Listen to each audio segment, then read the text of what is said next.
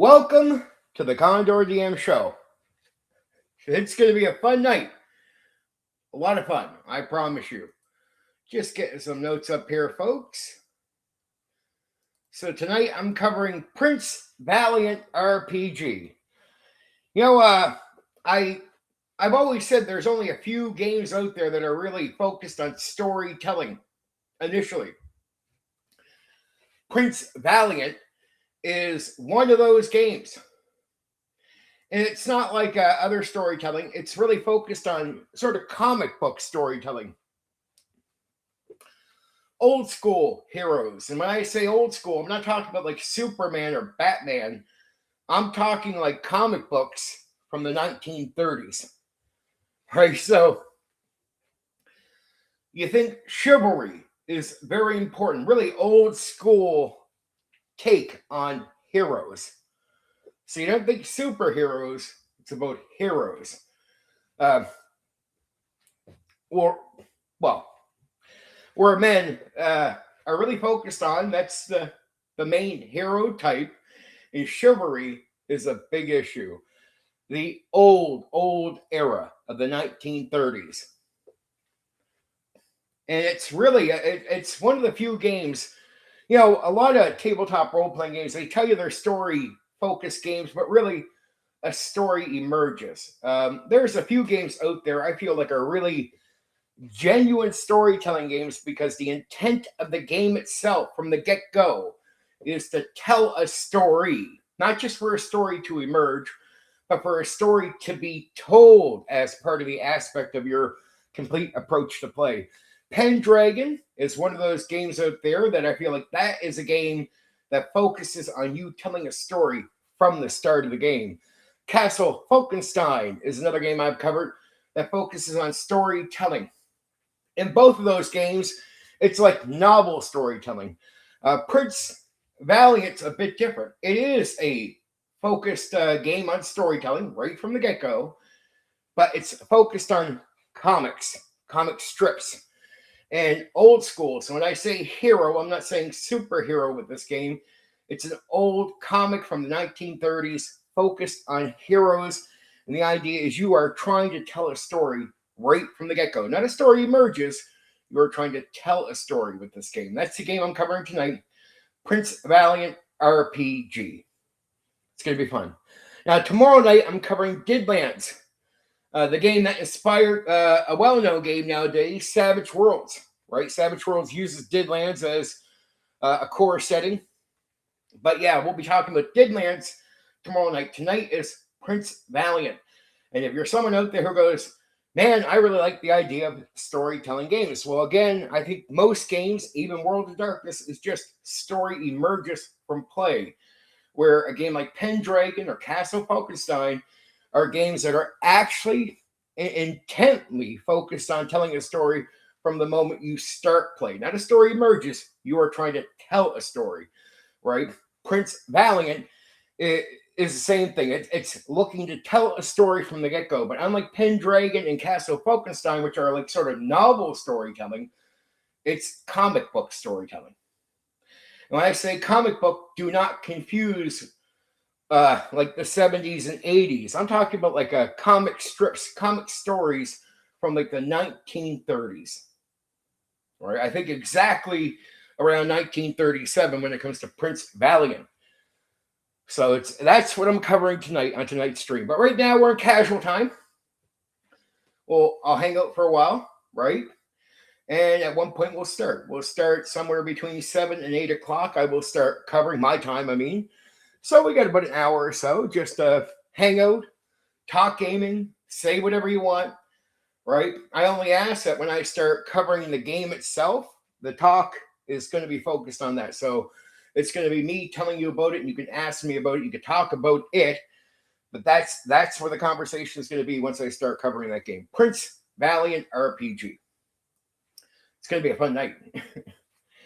I would imagine some of you out there don't know much about Prince Valiant. It didn't sell greatly when it came out. Pendragon, for the guy who made it, is the same person who worked on Pendragon. Most people know about Pendragon. They don't know about Prince Valiant. I actually did both, Pendragon and Prince Valiant. Very interesting. And if you don't know the Prince Valiant character, the character is actually in the game, more like an NPC.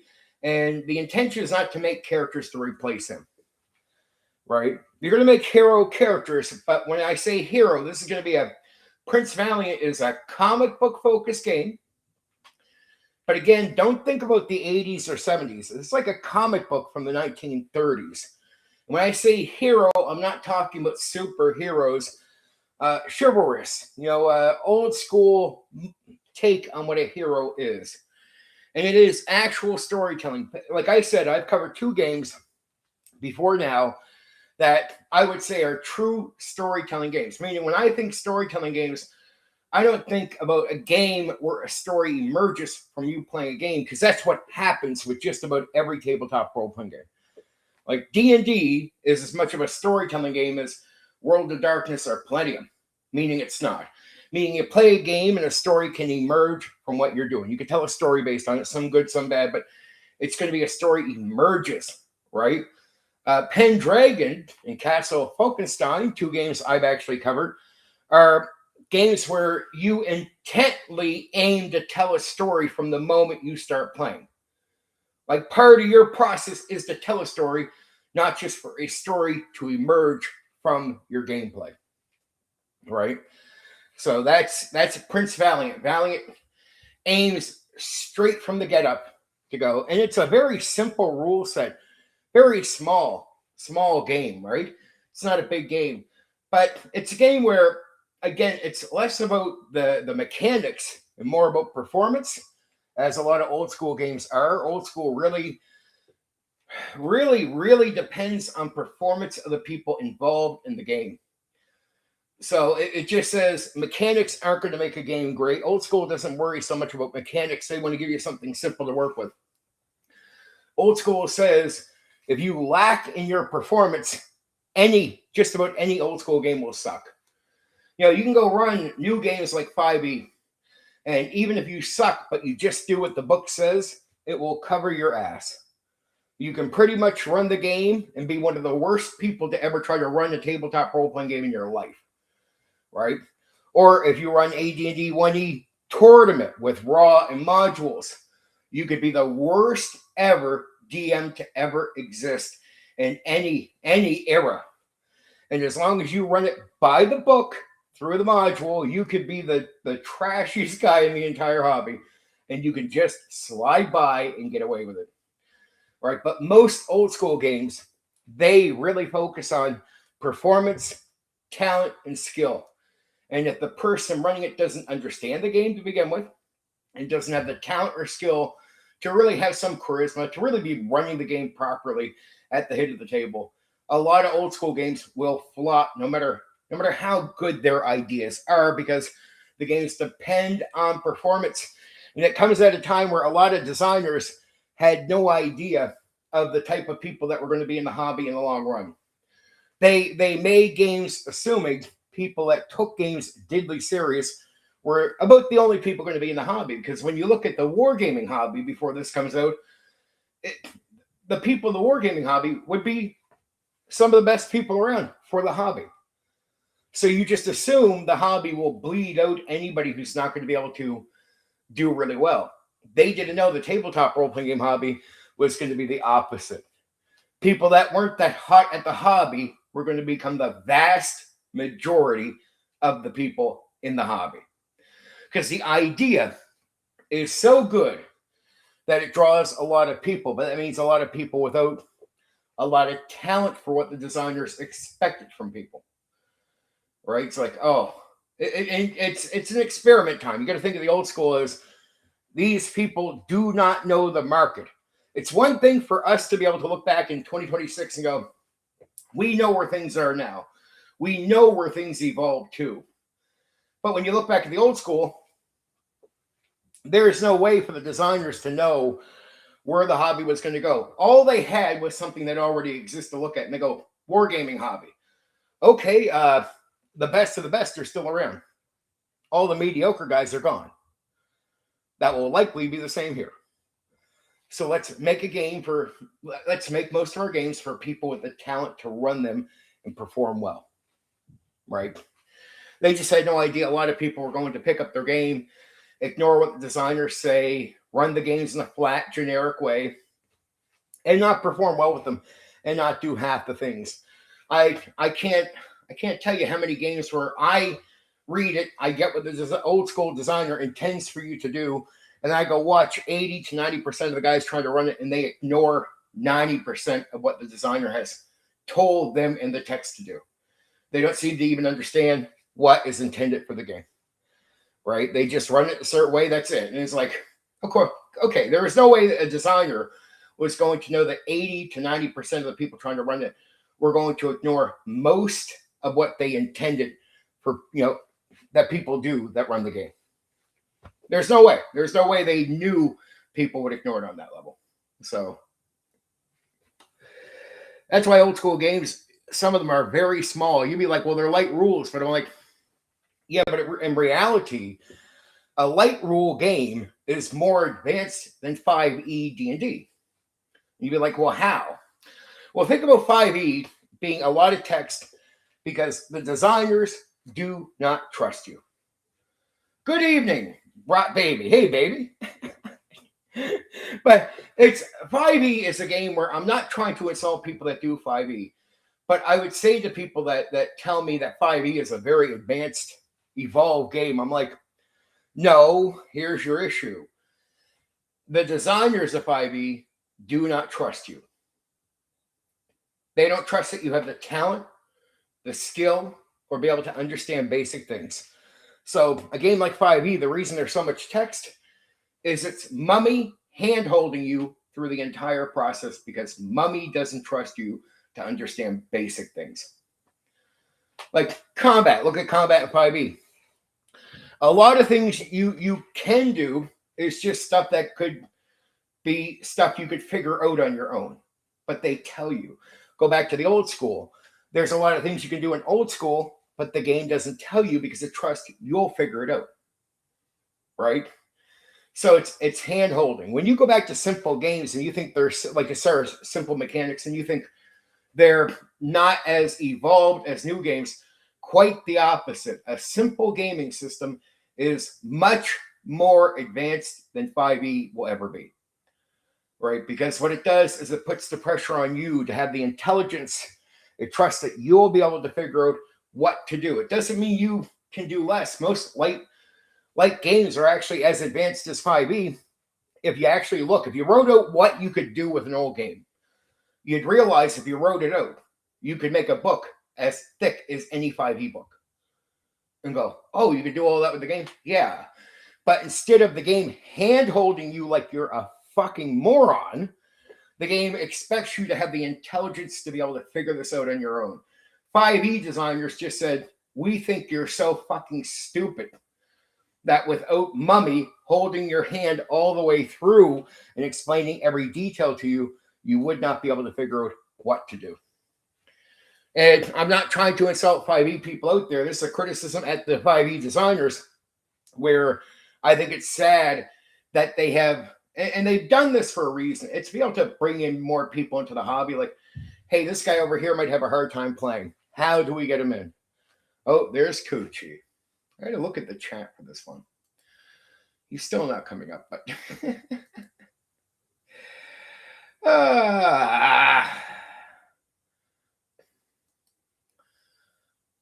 we go. There we go. Bring up the chat. Bring up the chat.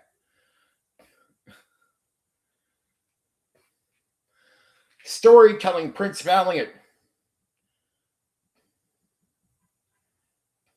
Okay. All right. I'm not even seeing him on the chat thing. So there goes that, my dude. Not even seeing him on the chat thing. I don't get that. I don't get. I got him unblocked on everything, but the guy just vanishes like a ghost. Most I can tell you. I don't get that. I have him unblocked on everything so I can see what he's saying. Can't see it.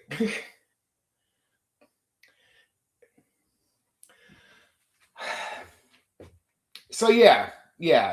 That's what I don't like about newer games when they think you're so stupid that they have to explain every detail to you. It's like, could you take out 80% of the text in 5e and just let people play the game and figure out what they could do. Yeah, you could. But what if you want to bring in some of the most simple-minded people into the hobby? People complain. There's a lot of 5e people that don't play other games. Well, let's be real. If there's a certain portion of players that if they tried to play other games and you said, hey, man, it's not simple. You got to think for yourself. No one's going to handhold you through this game. You got to figure it out. They'd be out the door. Pinsent and Filipino foods. Whatever.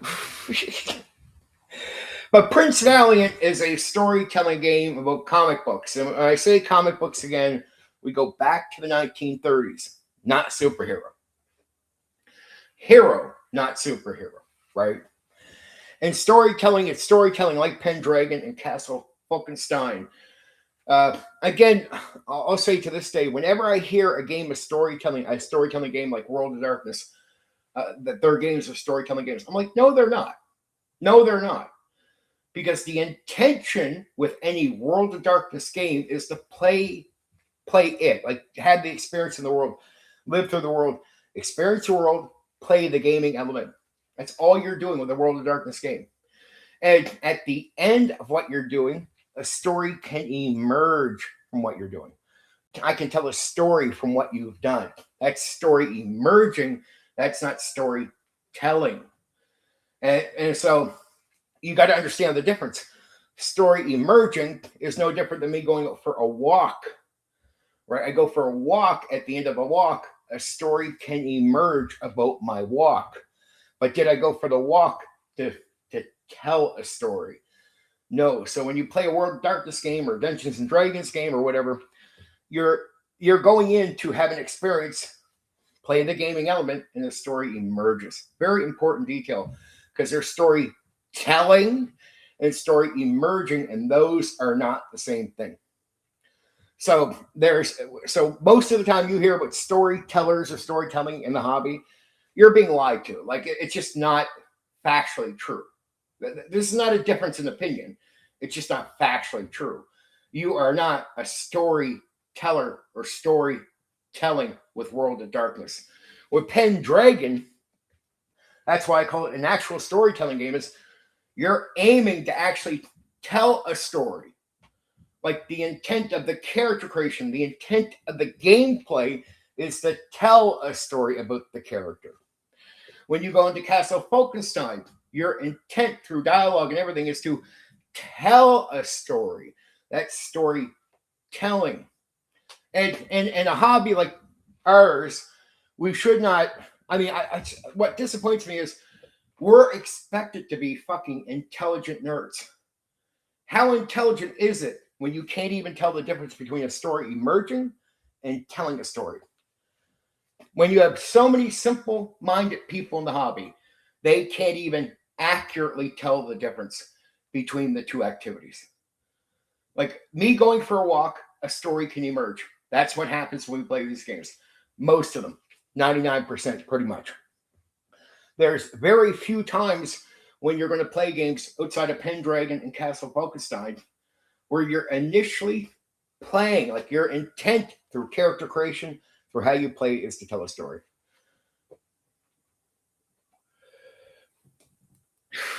We can do the casual talk for now there, Black Rose. I can't keep up with what you're saying because I don't know what the other guy's saying.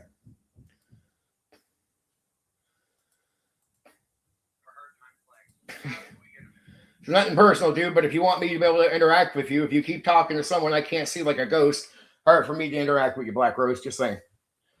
All right? You keep saying something to the wind like, oh, hey, yeah. Huh?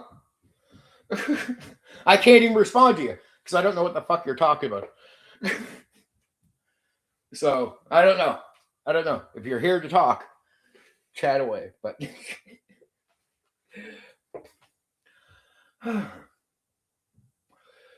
also, it'd be nice to hear what your reaction is to anything I'm saying, if you're going to bother to react. It's like, hey, if you want to go to a food channel, a YouTube food channel, go there, have your chat about food. Good luck. Yeah. But so if you want to talk about food in the chat, go find a food channel and go talk there. I'm pretty sure they're going to talk about Filipino food and everything. And then you can have that just through the thing. It's like a comment or two, fine. But I mean, come on, man. Keep up with me here. Keep up with me here. Be nice.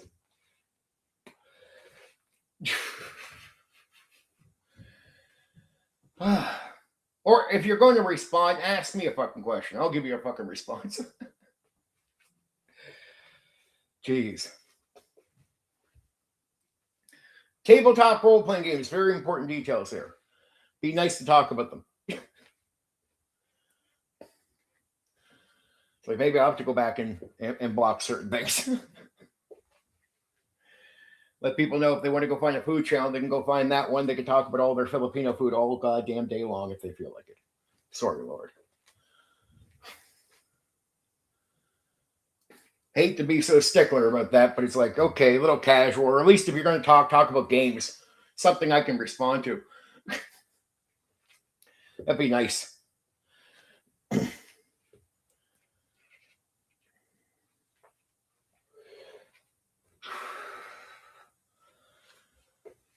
Whoop, whoop. So yeah, if you're into comic books and you're into superheroes, this might not be exactly what you're looking for. If you're into storytelling games for real, Prince Valiant is definitely a game worth hearing about. And the guy who made Pendragon. So it's one of the only guys in the hobby where I'd say his intent was to really tell a story with the game. Myself, I like the concepts, but I really don't care at the end of the day about telling a story. Like to the onlooker, to the people outside of what I'm doing. Like I play, when I ran Pendragon, my aim is still just the experience with Pendragon. And the experience in that moment with the people I'm gaming with. Right? When I walk away from that table outside of me and those people talking about it, I just don't care who else sees it, hears it, or knows about it. I don't care if that story would ever left the table. Because I really, like, to me, so storytelling with games, I sometimes see it as a pointless activity. And I think even Pendragon, when I look back at it, there's so many elements that are just, you can almost see it as unnecessary, right? It's like, man, I'd rather this just be a game in many ways. But I like some of the elements that sort of come up with the concept. But the concept dies on me because I'm like Castle of Falkenstein. I like that it's trying to tell a story because it causes certain things for an experience. But do I care if that story extends beyond the people that I'm gaming with? No. What am I there to do? Worry about telling a story? Or am I there for the experience in the mind during the moment we're in? I'm there for the time in the game. Right? That's why I'm never impressed with people that will bring me a journal or some big write-up about their session. Man, this sounds great. I go watch. It's fucking boring, dude. It's because to me, the main focus of the activity is always in the moment. I care about performance. I come from the old school, so the way games taught me, the way I came into the hobby was every game expects performance, and I understand that. And look, if you have it, you look, talented people want to be rewarded, and they want to be acknowledged. That's why I don't like games. Like I don't like. I'll read this, Black Rose. I know about Prince Valiant. That'd be interesting. I associate Prince Valiant with Spaceballs, even though I understand that's a completely unjustified comparison. It's a little weird. But yeah, when it comes down to it, the old school thing for me when it comes to performance is I always know that any game or any hobby that rewards talent and skill will get more of it. That's why I didn't like AD&D 1's raw module gimmick with tournament style. I don't like that because what it does is it says, hey, you can have absolutely no talent at all for running a tabletop role-playing game, but you can pretend to be a game master as long as you run it raw with a module. I'm like, so everyone else in every other game has to have fucking talent to be recognized, and it's going to draw a talent to the front of the table. But here we are, where people with raw and a module can now pretend to be as good as somebody with talent. And guess what? Back in the day, that's exactly what they did, and they still do it now. Because it's still acknowledged. See, people still think of the DM role as a talent-based role. But I'm like, it's only a talent-based role if that talent is required for the role. Right? So if you think, oh, he's a game master, man, I wouldn't be able to do that. You could with 5e or raw and module AD&D tournament style. Anybody could run that and pretend to have something they don't have. So, yeah, I'm a little stickler. I'm a little nerdy about that type of stuff because I came into the hobby at a time where the majority of guys running outside of those options, every other game, you needed talent. And it's like, if you have the talent to do it, you want to be able to earn that respect, earn your place in the hobby. And yeah, it's not an ego thing. It's a confidence thing. I just like saying, like, look, people respect me because I understand things better. People respect me because I perform a good enough to be at the head of the table. Right? So the second another guy comes along who's has no talent for that position and ends up going to a place where he can pretend to be something he's not, a guy like me could be like, well, that's going to drive talent away. But I understand it's a business move by TSR. I still look back at AD&D one day and go, I get it. It's there's more players than there are people to run the game. So you need the reason that was happening is because you need a certain amount of talent to run the game freely. And so most guys can't.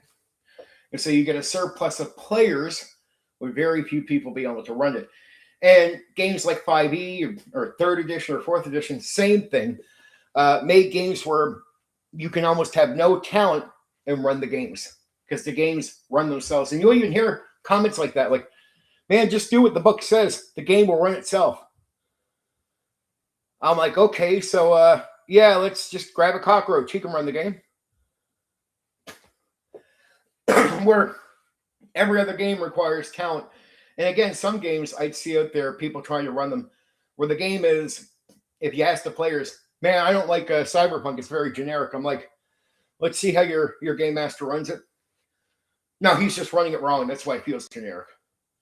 If he ran it the way it was intended and had the skill to do so in all areas, that game would not feel generic at all. The game feels generic because the guy is just dropping the ball running the game. It is what it is. So it's one thing to complain about, say, perception role. People need certain things, or they need skills, or they need, it's like perception role lets you bypass stuff. Why isn't this important? It's funny when people need to hear me talk about something for them to go on the stream and talk about it as well, right? That's why I did that video recently. It wasn't about, you guys might have noticed I put out a video saying, I'm the source, and I am the source for a lot of people. It's look, if I hear an idea from another game master or another YouTuber, like I really wanted to mention that he said it, or times I say comments that I heard from Max Leal during my interview with him about what Kevin said about gaming is personal. I would keep saying that. I would keep saying it came from him because I acknowledge where I heard the sort of words put together. Like I agree with it, and it always has made sense to me. But I'll acknowledge where I've heard it, where somebody has said it to me, or I've heard it on their content. What pisses me off is dishonorable people that will listen to my content, then go on their stream, and 80% of what they have to say is pretty much just repeating what I said and sharing my opinions, but saying, yeah, I heard Steven talking about this. This is what he said. It's like, okay, you don't want to mention my name? I'll mention my name for you. I'll point out that you're just copying what I say on your streams. Yeah, you don't want to acknowledge my name when you talk about the stuff I talk about? I'll just say it out loud, right? I'm the source for a lot of conversations you're hearing from certain people about games in the old school. Yeah, I mention it first. They go on their streams and talk about it. It's like, yeah, that perception conversation. You're welcome. You're welcome. Hope you enjoyed listening to my content. At least I know you're listening, right? But if I hear that from another YouTuber, I acknowledge that I've heard it from somebody else. I just think it's a classy act. It speaks about who you are, your character. If you hear somebody else saying something and you're constantly just listening to their content and then repeating what they say on a stream, instead of just bringing it up saying, I heard this from Steven, let's talk about it. Well, fair enough, dude. You know what? Acknowledge me. I'll bring it up myself. It's not egotistic. It's just confidence. I've heard people do this forever. So it's just like, yeah, okay. I'll point out that it's happening. I don't mind people growing off of bringing up my topics or bringing up how I say something or what I'm pointing out, because I'll look back at their past content and be like, well, you're really not talking about that back here, right? But you're welcome. And some people read into a video like that, like, oh, he's just hugely egotistic and he thinks what people are talking about comes from him. It's like, no, they're repeating word for word what I'm saying at certain points. So I'm like, dude, I mean, you might as well just script what I'm saying, because what you're saying is just a copy of what I'm saying. Copycat shit. I get bored of that. I like to credit people because I think look, I like to talk about certain things. If I agree with the concept, that's fine. But I always credit where something is coming from, who said it to me and why they said it. And I think there's nothing wrong with that. You don't always, the audience isn't going to care if it comes from you or somebody else if you bring it up. If you're honest, it's not like you lose traction, or it's not like you lose credibility, right? And it doesn't hurt. If you heard it from somebody else, say you heard it from somebody else. So that's where I say I know I lead a lot of conversations, because I'll mention something that I know people are talking about, and then they talk about it. It's like, well, dude, I know you were here listening. I know this for sure. I know this 100%. You were here listening. So you heard me say it. Now you're repeating it. Why not mention my fucking name? Why not? Doesn't hurt. I'm not Voldemort, right? You can mention my name. You heard it from me. Oh my. No wonder me and other YouTubers won't talk. Because maybe if they had the decency to act their fucking ages instead of like children and be real men when they mention what I say, and actually credit somebody when they've heard it from somebody else. If they were real men, maybe I'd take them serious. Maybe I'd have respect for them. Maybe I'd even contact them and say, hey, heard you mention me. Maybe I can come on. Maybe we can talk about some other things too. But if you want to be a fucking little pissant, fucking little childish little boy, and you just copy what I'm saying and you can't credit me with it, well then fuck yeah, I'm not going to contact you, you dishonorable fucking immature fuck. Of course I'm not. Why would I want to talk to somebody who has a fucking very low character in life? Like just have decency, right? If I hear something from somebody and it's me stating it from somebody else, I just say who said it out loud. Because that's the honorable thing to do.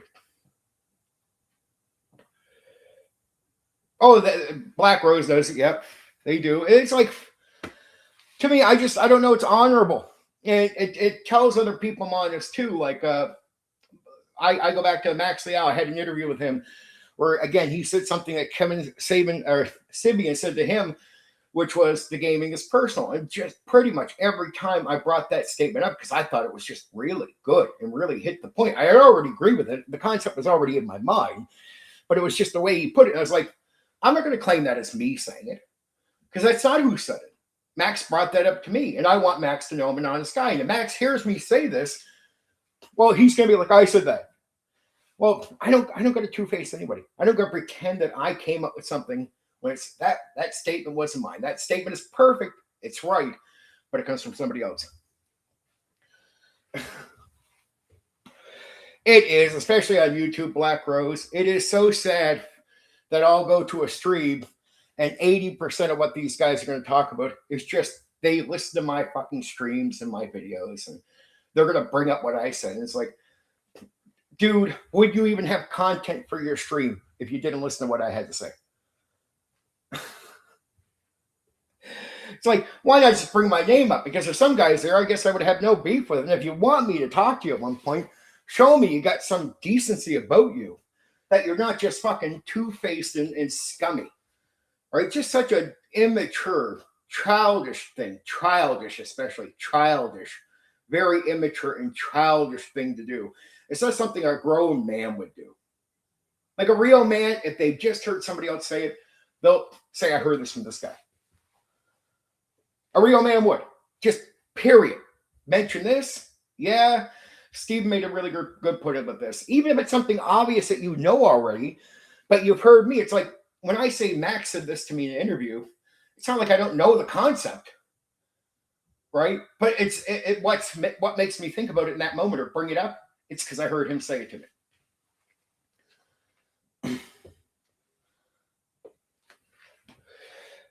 Not many, Black Rose.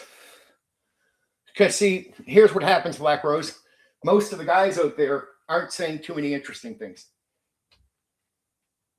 That's the problem. So, no, it's not just everybody experiences it. The guys who understand things without other people needing to tell them, that's the guys who get copied. The guys who are just flying by the seat of their pants, that barely understand anything and bring up nonsense, they're the guys that are copying. So, I can understand what a designer says about a game. I don't need to hear it from the next guy. They can barely understand what the designer means. So they got to hear that wisdom from me to even copy it to begin with. But I don't go to their content and hear something and bring it up. I don't have to. I'll hear a topic. And what do I do? What do I do when I hear other people talk? What do I tell you, Black Rose?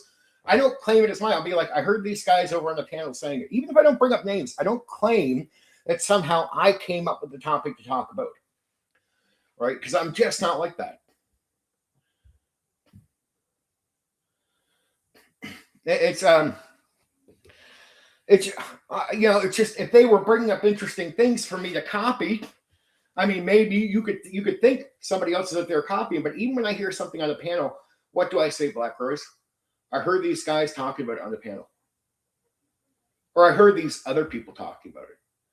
I never claim to have come up with something to talk about that I personally come up with.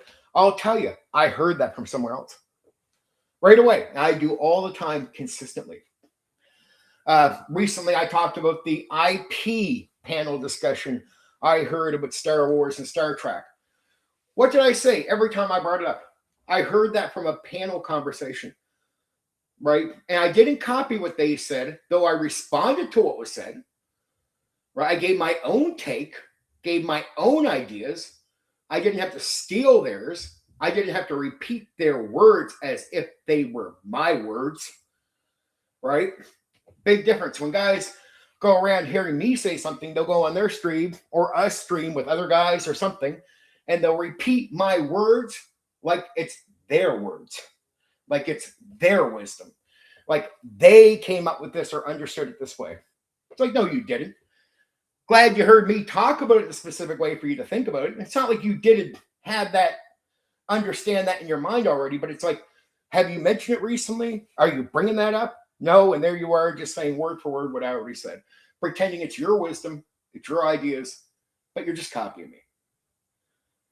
So I put out that video just saying, look, if guys don't want to acknowledge me as the source of their fucking topics and conversation, I'll just acknowledge it myself out loud for them. And they can eat that. They can eat that video. Here, have this one. You don't want to say you heard it from me? Well, I'll tell people that you heard it from me. Because I know you did. It's not an ego thing. I understand a lot of what the designers were after. I understand certain things. I have certain wisdom. I'm very honest. I put it out there. And I talk about a lot of things or mention a lot of things a lot of other guys don't. Right? So it's like, hey, let's see the history of your content. No, you didn't say it. Didn't even think about it. Actually, you said something alternative. Suddenly, you have wisdom that is contradicting other things you said in the past. And you only have it when I know you're watching my content days after. Suddenly, you're bringing it up like it's your wisdom.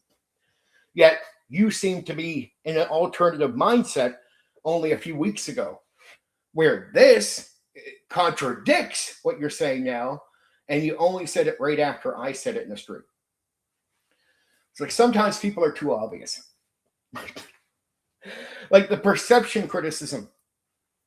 That's something I've been hammering on lately because it takes away from thinking, right? And I explained it in detail. And then to hear another guy pretty much explain it the way I explained it, almost word for word, I'm just like, are you going to mention that you heard it from me? No, you're not going to, are you? Okay, fair enough. Fair enough. I mean, I heard one group the other night, they were talking about it as if it were talking about skills. And one guy says on it, what about like using stealth skills or detect noise or something like that? So why would perception be a problem?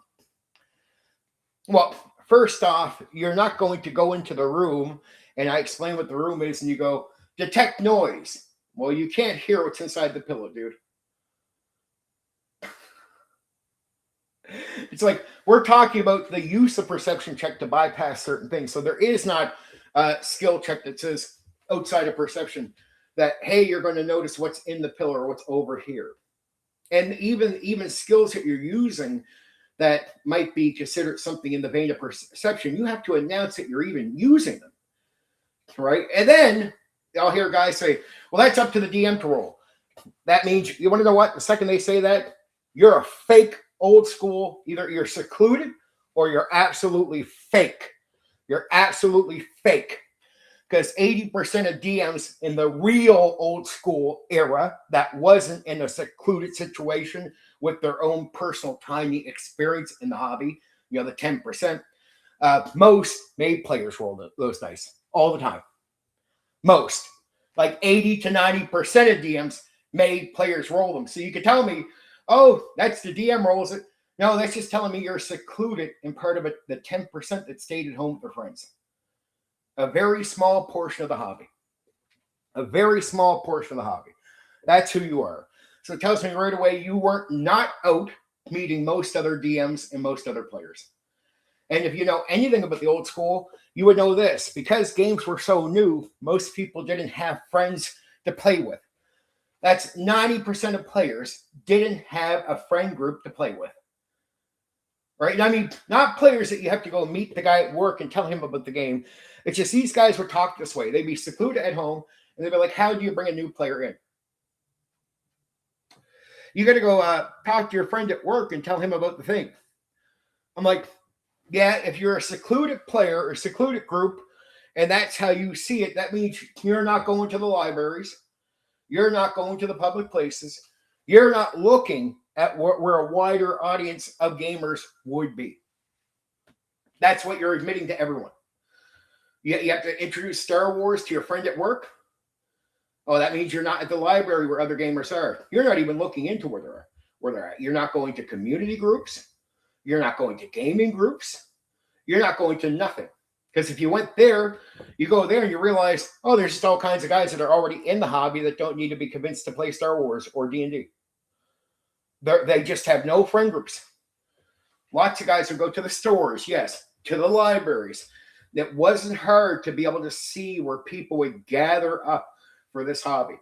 You wouldn't have to go to your work and introduce the guy at work to Star Wars and hope he plays.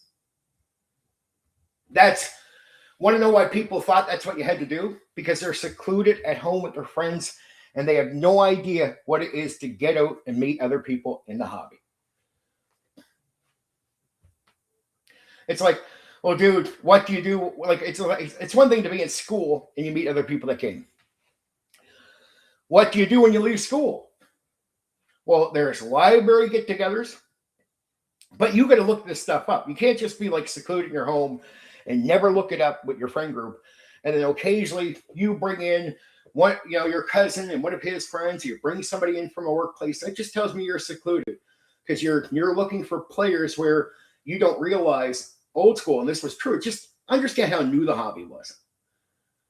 Understand how new the hobby was. 90% of people didn't have a built-in group. So if 90% of players are not at a secluded at-home group, like what? Do you think they didn't exist?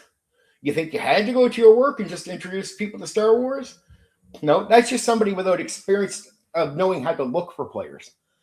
See, the difference is I go for public gaming. So I would go to the library. I would go to the gaming shops.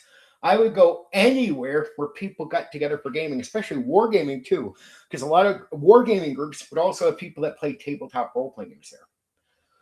So, and once you start learning there's all kinds of people in the hobby, but they don't just, if you're secluded, you might just not know that. You're not meeting other people. Are you looking at the classifieds? Do you know that you go to the library to meet certain people? Do you know that certain days in libraries there's events related to the stuff we do? Oh, damn.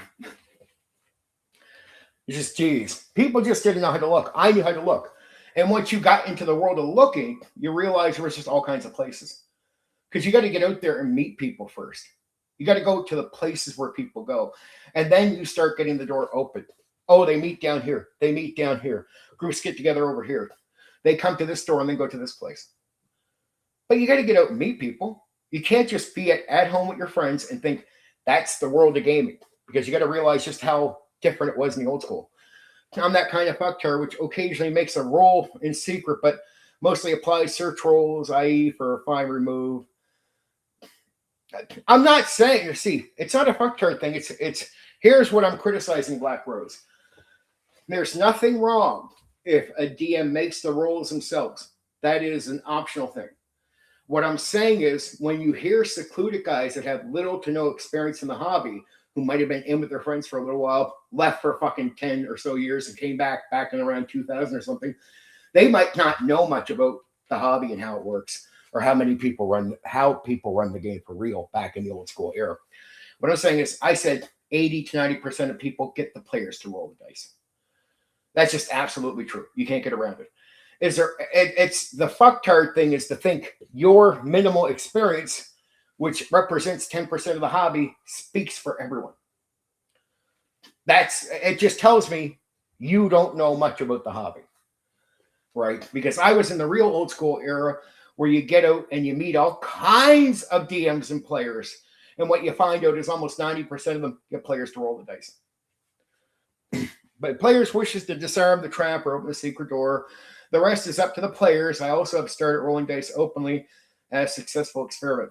You can do that. It's a small number, but it's usually the at-home group guys that do the dice rolling. They follow a certain rhythm. I get that they do that, but back in the old school era, once you got out to meet the real majority in the hobby, you just realized most public DMs, instead of rolling it behind a screen on players that were new to their tables, would just get players to roll constantly, right? No fudging, no nothing. You roll the dice, let's see. Roll your skill thing, right? And that's so common that when me and all the other DMs would see some guy going, yeah, I do the roll. I'm like, let me guess, dude. Usually you run at home with your friends? Yeah, how do you know that? We all knew that. We all knew that the second you said you were rolling. We all knew it the second you said you were rolling. And we'd have a laugh. You'd see the other DMs, and it'd be funny to finally see an at-home DM finally find groups, finally find more public gaming and come to areas where people are gaming. And they meet all the other public DMs, which were the majority, and the public players. And they'd be amazed. They'd always be amazed. Like, man, I didn't think this was all going down. It's like, yep. And then the second they would say, yeah, I roll the dice behind the street. You'd be like, oh, that's a new guy. At-home guy. At-home guy. At-home guy. And me and the other DMs would all fucking laugh. At-home guy right there. Because public players weren't your friends. And most of them had an issue with people rolling the dice for them. Like, it's like you're rolling behind a screen. So you get into big fussy things with nerds. So we just gave it up. We just got so used to that being. It's like, does it really hurt to let the player roll the dice? No. All right, just do it. Save that. So it just didn't matter. Right? We just didn't care. In public gaming, you got rid of the fussy stuff because it just didn't matter. And these weren't your friends. In public gaming, it was a great thing. I'd seen public DMs come into the hub, like they get down to the public gaming, and they'd start running for different guys. And these guys were not like their at-home friends. All the players were rough as shit, right? Would question them, would trip them up. And I'm like, dude, come here. I know you're used to your friends just doing what you say, right? Yeah. You got to put your foot down with public players. These are strangers. They don't know you. You got to put your foot down with them. If you don't, they'll run roughshod on you. Most of them. So either put your foot down with them or have issues. That's me these days. I've started playing for the youth clubs. For the first time in 31 years, I'm not only the at-home DM. And guess what? You might get lucky with some of the youth listening to you, but at times there's a chance some of these guys might push. And at any point that happens, you got to say, no, this is how we do it. Right? But you're getting Black Rose. You're getting out and meeting these young people. They're all strangers to you. But the gaming is no different, is it? You're just running a campaign for them. See, when I mention public gaming to a lot of the old school guys around here, they'll be like, oh, you're talking about like running at the shop every so often. No, just, again, your assumption means you don't know fucking shit you don't know nothing about this hobby. The second you tell me that, you're just telling me how ignorant you are. Your lack of experience outside of your secluded little home area tells me you know nothing about nothing. Not that. I hate picking on guys. I get a little pissy. Black Rose, I'm a fun guy, but I can't help it. I come here and I have to hear all this stuff or hear people copy what I say. And it's like, it gets me in a foul mood. Like usually I'm just a humorous guy that wants to fucking joke around. My players will say, man, you on YouTube is not you with us. I'm like, yeah, I know. Like, we don't give you the heat, man. You control things here. You're one of the funniest guys we know. I'm like, yeah, I know. But I'm like, you gotta say shit on YouTube, especially when people are fucking around. Yeah, even better. It's exactly the same. See, that's what they didn't know. They do all this assuming, but I'm like, no, dude, your at-home group and your public group is the same thing. You run a campaign, you run multiple sessions. It's the exact same thing. And I even said, I can't believe guys are so ignorant when you look at the public gaming online. I'm like, well, all right, most of gaming online is what? Public, right? Like most of the guys, because even the at-home guys don't see the reality right in front of them. I'm like, okay, so you get on and you're gaming with your friend online on Discord or Roll20, yeah. What about most of the people running games? Are they running with personal friends? Or are like 90% of online game masters running for people they had to meet through being online and putting a group together? And when I get a guy to stop and think about it, he's like, okay. I'm like, well, do you think that's different in person? So when I tell you that you represent only 10% of the people in the hobby with your at-home group, I really mean it. It's always been this way. And if you don't see it in person, you'll see it clearly online. It will show you the 90% of groups online are people that could be YouTubers that had to meet each other, people on Roll20 that had to meet each other, but these weren't built in friend groups. You had to meet them as strangers, maybe get to know them. Some you start gaming with right away. Some you might talk to here and there for a while. But either way, it's not your at-home personal group. Because even back in the old school, they made up less than 10% of the people in the hobby. So it's why I tell them, I say, you want to know why there's millions of old school guys, but you have a small, like you don't have a big reach outside of a certain area, even though you guys have an artificial built up and you don't have lies told about you like you do me. Like you do to me. It's the reason is you're not connecting to most people is because a lot of you are at-home guys. So when you talk about your experience, a lot of old school guys out there going, it's not what we did. I'm like, yeah, I know.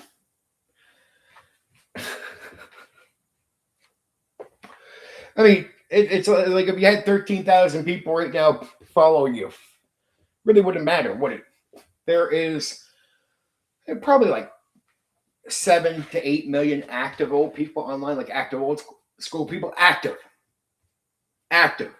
and purchasing and doing other things. And a guy like, again, I go back to Matt Colville because I always bring him up.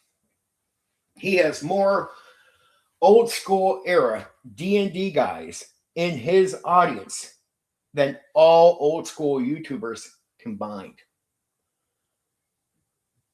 So if you took the audience, the follower count, and all the views of everyone in the old school doing YouTube right now, and you added it all up, Matt Colville's numbers with old school people would dwarf theirs, and it does. Just does. Because he talks sensible. When you hear him, he's just, he understands that it's not just one point of view. He'll say, well, here's how I do it, but I can imagine you do it these other ways. And he hears what other people are saying, and he considers it, and he doesn't pigeonhole himself in the dialogue or the conversation, which is very smart, very smart. Very smart guy. Very honest about his gaming experience. And he has some old school experience where you could tell he's a public guy. He's a bit of a public game master. He has to meet people. They're not all at-home friends built in.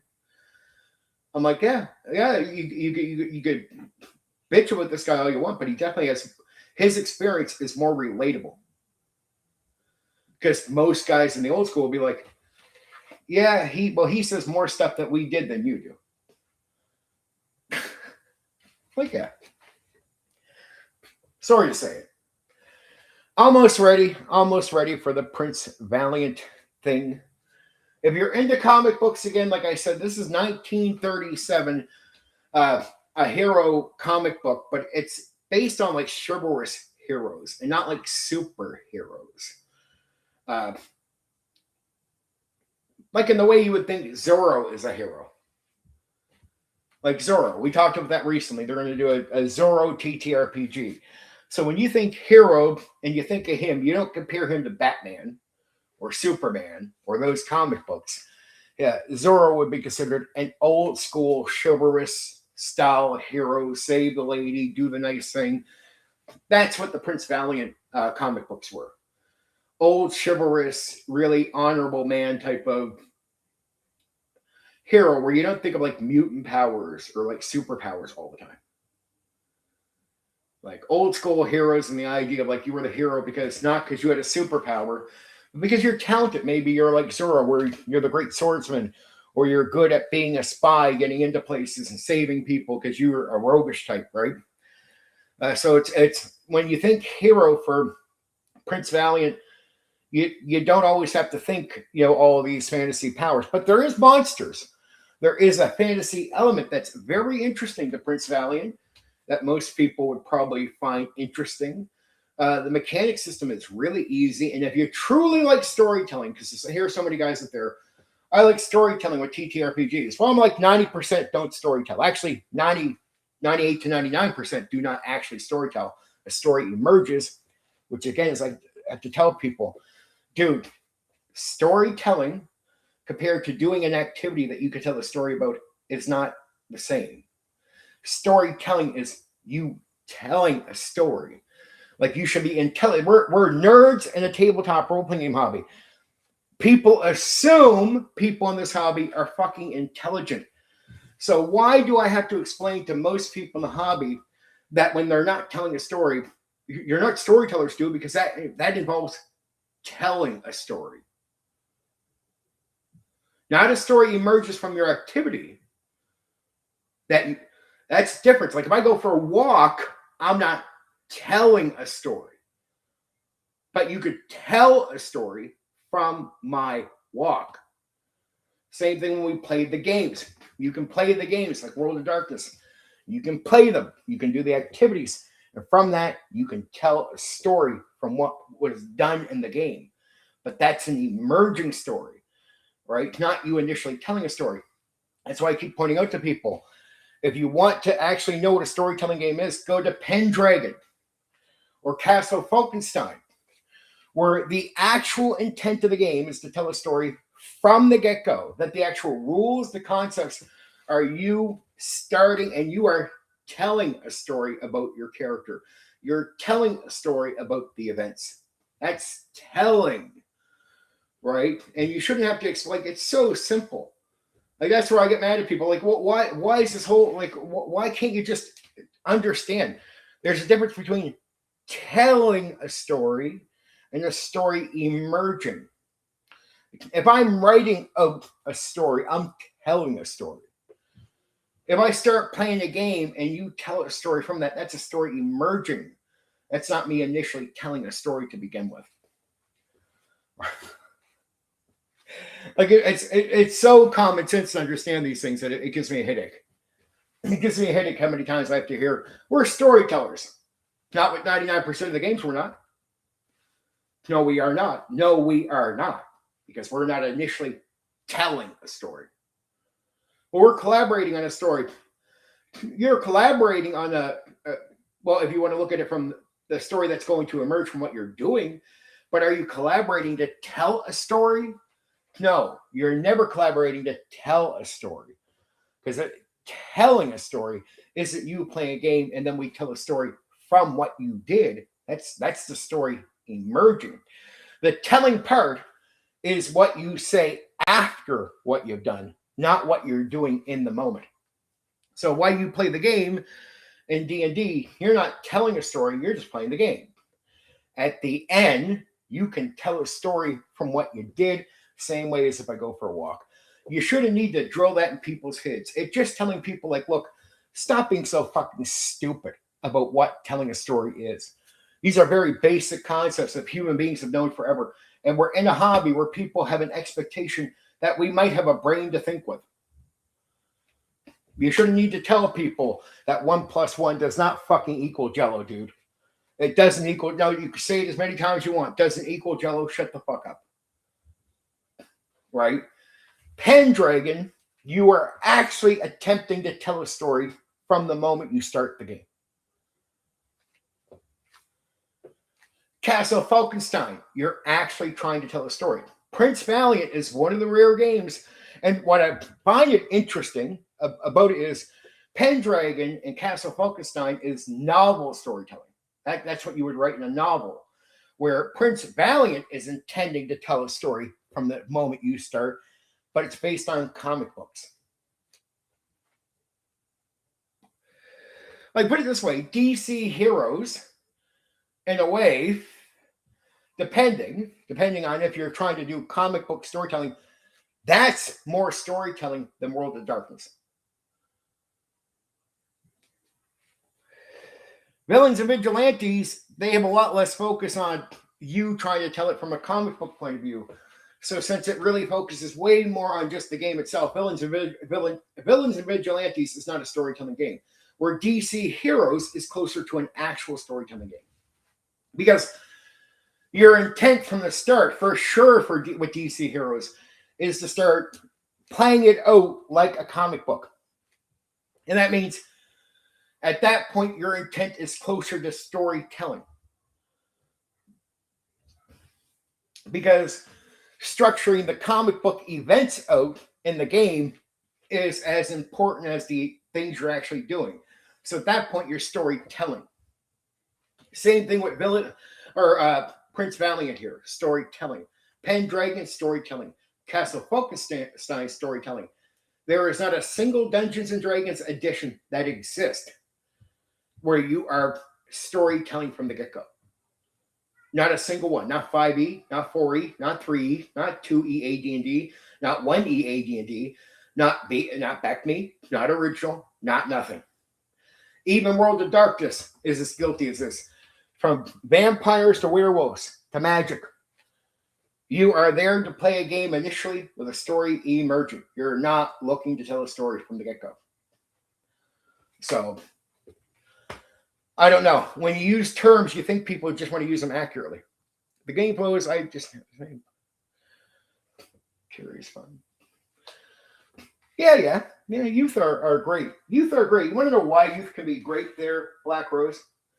They're usually not jaded. That's what's good about getting new players.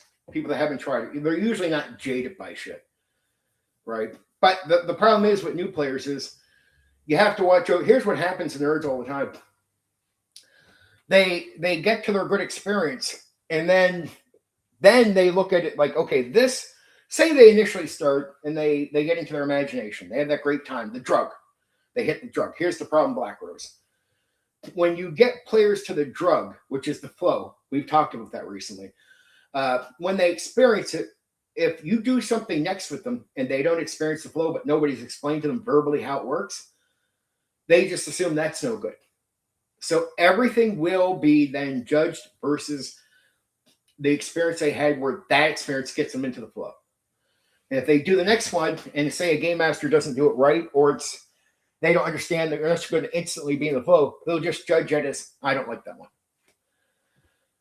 I'm like, oh, okay, dude, I get it. It's what they don't understand is, it's not that they don't like this new concept. They don't like the new concept because it doesn't get them, they haven't gotten into the flow with it. And the flow is the drug. That's why when I hear people say, I prefer medieval over space, I'm like, I can change that. Like, how? Like, I can make it that you won't care either way. Be like, how? Well, I'm like, what you don't understand is it's not that you care about medieval or space. You care about the flow. If I get you into the flow, you won't care what the theme is. All that will be bullshit. You just don't know that. You don't have the wisdom to have picked apart what it is that made you like this over here. All you know is you like this. It gets you to a certain feeling. But then there'll be a problem.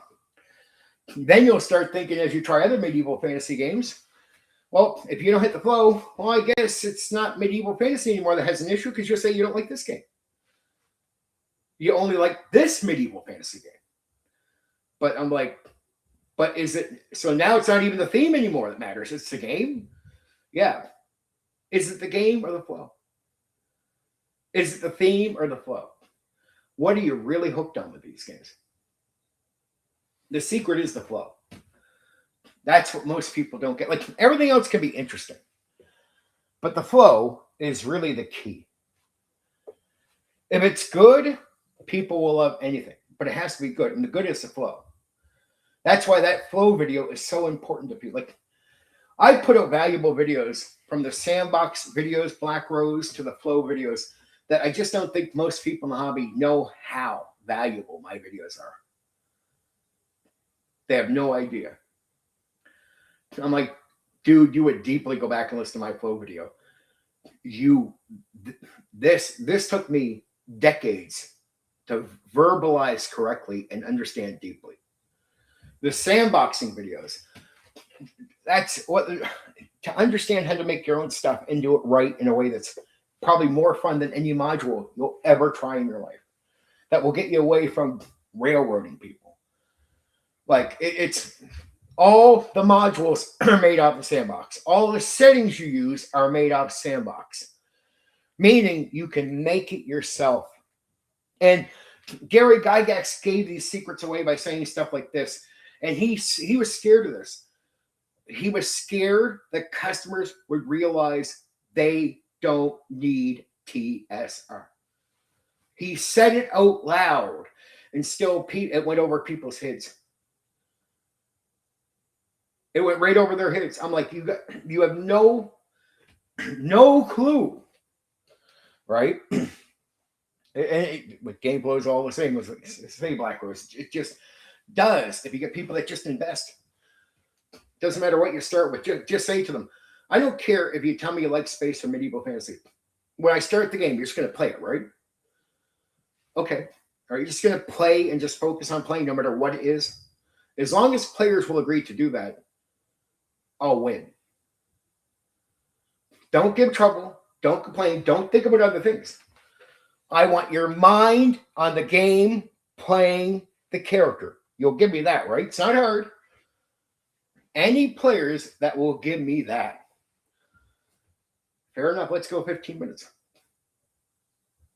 I'll get you to the point where you start talking. And once you start talking, all this, what you do like or what you don't like, all that will just go right at the fucking window.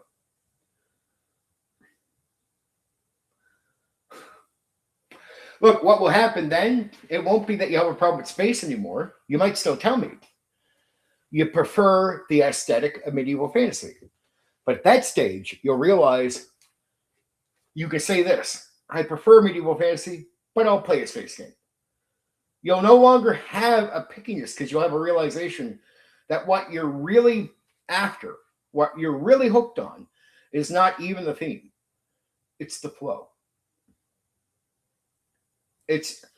I'm not trying to brag to people. It's just my flow video is genius because it took me decades to get this. And if you really want to know the secrets about this hobby and what we're doing and what gets people to a certain place, go check out that video. If you want to know as a D&D person, how do you make an adventure that would be more fun personally for you and your players? Go check out the sandbox video. Like, just go check it out. Your own personal adventures will always trump modules because it's made for you by you, and you'll enjoy it more. Because even going through the sandbox and developing the adventure as you go is more fun than needing to read an adventure and then run somebody else's game. Like run somebody else's adventure for them. Don't. Run your own. The experience of developing your own adventure through the sandbox is a million times better than any module that ever existed on the market. I hate to say it. I like the Elemental Evil. I think there's some modules where you can read and learn. There's no doubt. I agree with this. But look at the Temple of Elemental Evil, which I recently covered. The whole thing is based off a gradual sandbox. So since they sandboxed it out in detail, a lot of it feels a little sandboxy in the gameplay, but that's because it's all developed from sandbox. Some people get upset with me that are in the hobby that don't want to hear this stuff. They like their modules, they like this, and it's like, because if what I say is true, that degrades some of the arguments they've made over the years. Like, basically what I'm saying pushes back on what they say. And imagine if you spent, like some of the old guys around here, they have spent years saying stuff that what I say contradicts it, and contradicts it soundly. So yeah, if you put everything in a certain bucket and I come along and what bothers you is I'm going to make so much sense that your arguments are wrong in a certain way, it's going to bother you, especially if you have an ego and you can't. Like, I would like to meet people in the hobby that are like scientists, because that's how I learn. I used to be convinced of things, and then I would hear somebody say something, like say the Max Liao thing, right? Or like have him say that thing that Kevin said to him. It's like sometimes my own words don't cut it. His words were better. I'm a scientist. I wish there was more people in the hobby like scientists, where when you come along and you just go, hey man, I know you believe this for 20 years, but here's the truth.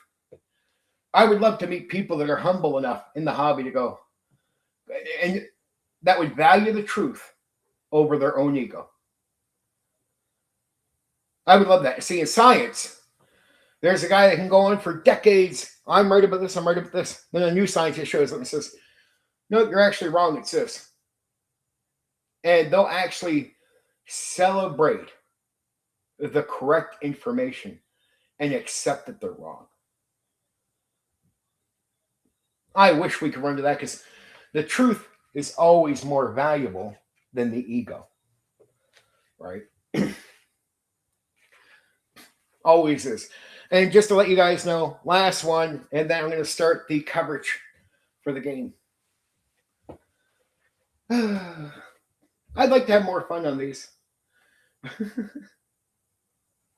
Sometimes, though, I feel like the pushback is so necessary because there's so much crap out there that I think people need to hear the pushback, right? Oh, it's your preachy, Stephen. Yeah, well, I need to drill a seed in your head. I need to piss you off sometimes. Yeah, I have no problem doing that. It's like if no one else is going to do it, I'll do it for them. I'll take care of it. Ha! Ha!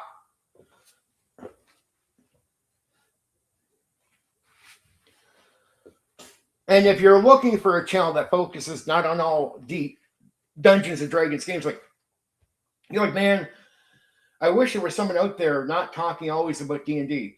Well, dude, at this stage, for the last so many months, 80% of my content is non D&D. It's general stuff, right? That can be thoughts and opinions you can apply to any tabletop role-playing game. And then the vast majority of games I'm covering are not Dungeons and Dragons. Look, I've been so separate from D&D that I started doing this new stream on Thursdays for old school D&D just to sort of bring myself back to the topic of it, because I've been so separate from the topic. Because even when I talk about D&D to a point, most of what I say in my videos especially is stuff you can think about with any tabletop role-playing games. And a lot of my stream talk early on is usually not about D&D at all. Usually it's still about performance and things that are related to all, especially old school tabletop role-playing games, right? So I've had to start doing this old D&D stream because I like talking about D&D, but I've been so separate from the topic in a certain way that I've started doing that again. But it is what it is, right? It is what it is. I like talking about certain topics because I find most of what you'll talk about can still be true with lots of other tabletop role-playing games. So I always think, even if I bring up D&D, for people to get so simple-minded about what's being said, I think they hurt themselves, because a lot of what is being said anyway, regardless in certain conversations, it can be true or transferred over to other tabletop role-playing games because there's a similarity. So even if I talk about D&D in many ways, this is an opinion that will stretch over to all these other games. Right? There's even opinions I have about other games that you can almost stretch over to D&D. Right? So to me, to say you don't want to talk about Dungeons and Dragons, I sometimes think that's going to hurt you overall, because most people just relate the topic overall with that game. So it's almost easier to bring that up and then just talk about other things if you need to. But yeah, I don't like to pigeonhole myself too much, right? But if you're looking for a YouTube channel that covers more than just Dungeons and Dragons, I'm it, baby. I'm it. That's how it works here. I'm it. You're going to get it tonight with Prince Valiant RPG. A very fun game. Very fun game, but that's only if you're into the games. It's only if you have my type. You got to have my type of enthusiasm and energy.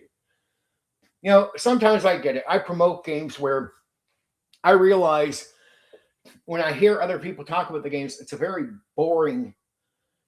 It's a lack of enthusiasm and a lack of energy when they talk about them. I'm like, man, I'm enthusiastic. I have energy galore for tons of games in the hobby. It's what made me want to run all kinds of different games in the hobby growing up. It's why I did run all kinds of different games growing up. Right? I remember I grew up with a bunch of old guys that just had between them all collected games, and they always knew I was always looking for a new game to run. That's why they'd always say, like, even if I didn't go to their place or see their collection, they'd be like, Steven, you like running all these different games? Yeah. I have this game at home. You want me to bring it in? Yeah. And they know right away I'd print it. I'd print all the games. Because places where I would go, you could easily print all these games up, right? And it was print. Very few games I actually had, as far as compared to what I actually ran. Like, most games I had were printed. Right? But that's, people like, why didn't you try to get all the hardcovers? I was like, first off, that would have still cost a lot of money back in the day, and I was young. But at the same time, I'm a gamer, not a collector. Like, in the way, like, you see a bookshelf behind some guy.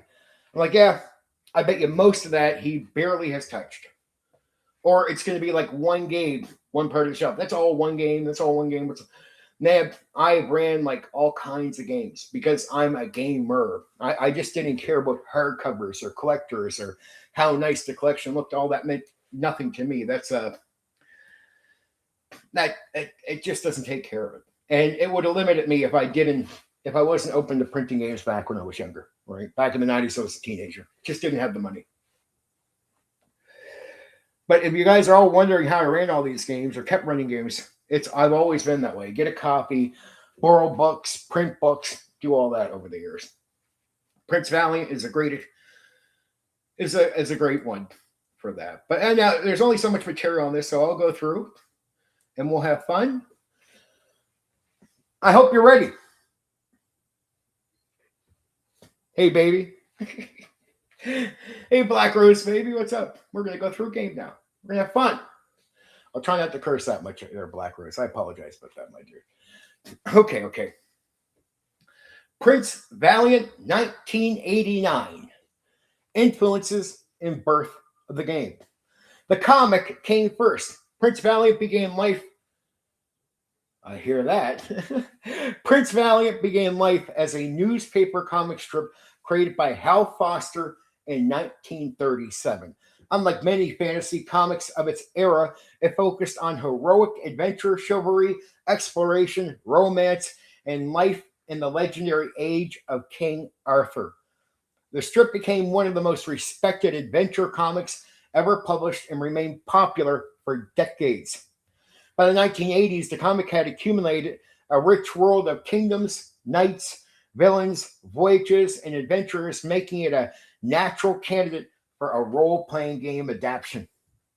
Greg Stafford's Arthurian Passion. The game's designer was Greg Stafford, whose fascination with Arthurian legend was already well known within the hobby. Just 4 years earlier, Stafford had created Pendragon, a game focused on knights, duty, family, lineages, and the rise and fall of King Arthur's kingdom. Prince Valiant explored many of the same themes, but from a different perspective. Instead of focusing on generations of noble families and the tragic sweep of the Arthurian history, it emphasized daring adventures, heroic deeds, travel, romance, and the spirit of the comic strip. A different take on Arthurian adventure. Although both games are set in Arthurian Britain, their inspirations are not identical. Pendragon draws heavily from medieval Arthurian literature, particularly works such as La Morte d'Arthur and related legends. Prince Valiant, on the other hand, primarily takes its inspiration from Hal Foster's interpretation of the Arthurian world. The game is therefore less concerned with historical cycles and knightly obligations and more concerned with exciting adventures and larger-than-life heroes. Simplicity and accessibility. One of Stafford's major goals was accessibility. Prince Valiant uses an extremely simple rule system that emphasizes quick play and storytelling. At a time when many RPGs were becoming increasingly detailed, Prince Valiant intentionally remained light and easy to learn. Its most famous innovation was replacing dice with ordinary coin flips. This was not merely a gimmick. Almost everyone has access to coins, making the game easy to teach and easy to start playing. The system reduced the barriers to entry for newcomers, younger players, and families who might have found traditional RPGs intimidating. The storytelling focus. The subtitle says a great deal about the game's design goals. Prince Valiant, the storytelling game. Stafford wanted the experience to feel like a group of people sharing an adventure story together. The game emphasized narrative flow, character actions, and collaborative storytelling rather than detailed tactical procedures.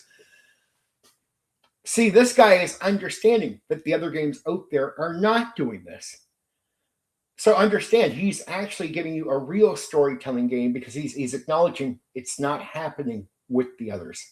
Today, this approach feels familiar, but in 1989, it stood out from many of the mainstream role-playing games where story emerges.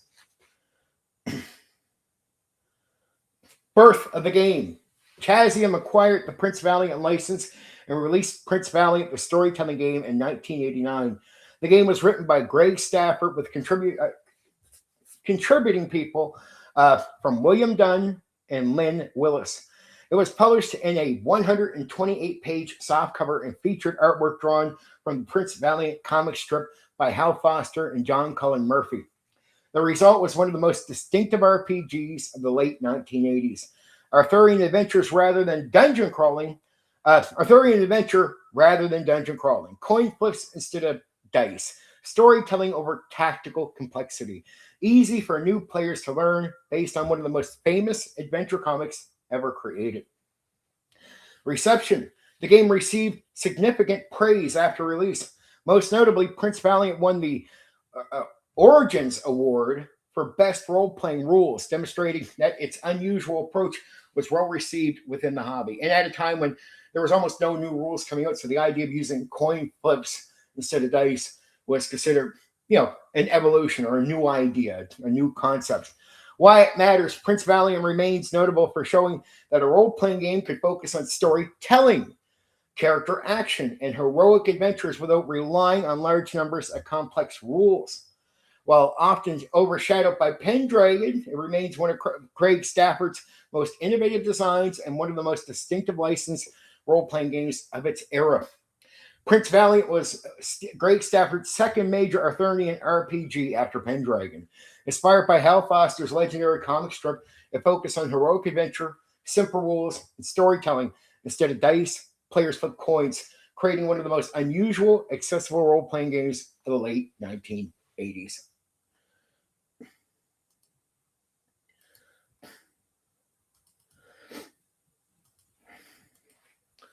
Okay. How to run Prince Valiant, the RPG. The biggest mistake a GM can make with Prince Valiant is trying to run it like D&D, Ruin Quest, or even Pendragon itself. Prince Valiant is not about surviving dangerous dungeons, tracking resources, or winning tactical battles. It is about telling exciting adventure stories in the style of the comic strip. Think like a storyteller, not a referee.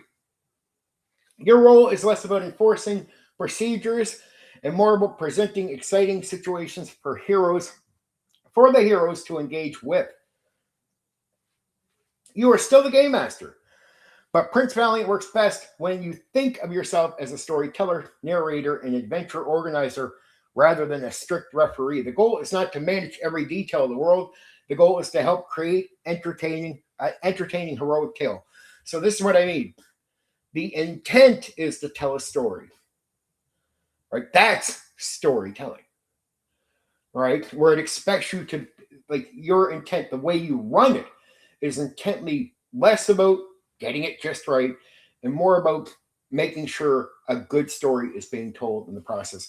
Opportunities for great things to happen. Think like an adventure or serial. Every session should feel like an episode from a classic adventure story. Characters should constantly encounter mysterious strangers, treacherous villains, lost kingdoms, political intrigue, dangerous journeys, rescue and escapes, tournaments and contests, strange lands and cultures. So it's like looking at the way stories were told with these things and trying to really make sure every one of your sessions is pretty much bringing elements like this in. Long planning sessions should usually give way to when adventures keep moving forward. Or give way, sorry, let me read this again. Long planning sessions should usually give way to action fairly quickly. Prince Valiant is at its best when adventures keep moving forward. Something should always be happening. Flow is an important state here, of course. So, like many games, even a storytelling game, it's going to say if rules get in your way, if it takes a moment to look them up, don't worry about it. Rulings over rules for the sake of moving the game along and keeping flow, right? Keeping flow. Flow is always important. Use episodic adventures. The source material is built around adventures rather than lengthy dungeon expeditions. Many Prince Valiant scenarios work well when they revolve around specific goals or challenges, such as a rescue mission, a diplomatic journey, a tournament, a quest, a voyage to a distant land, a mission for a king or a noble. Each adventure should feel like a memorable chapter in a larger heroic saga. Again, you're trying to put everything together. Like, you could tell a story from this, hence storytelling, right? Not just a story emerging. That's partly what's happening. A story is emerging, but you're not just playing a game where the story emerges. You're intently trying to tell a story. And from that process of trying to tell one, You're getting a story, good or bad. Heroic does not mean invincible. Prince Valiant characters are heroes. They should be capable, brave, and willing to take risk. However, they are not superheroes. The goal is not make every challenge easy. Instead, create situations where courage matters. The interesting question is often, will the hero do the right thing despite the danger, rather than can the hero defeat the enemy? Reward bold action. Many RPGs naturally encourage caution. Prince Valiant works best when players uh, are decisively rewarded, like based on this: heroic rescues, daring plans, risky choices, noble sacrifices, clever solutions. The game's tone assumes heroes who step forward rather than hide behind endless planning. So it's quite the opposite. The game is not about survival, it is about being a hero, right? And a hero is willing to sacrifice themselves to save somebody else, not just survive till tomorrow, right?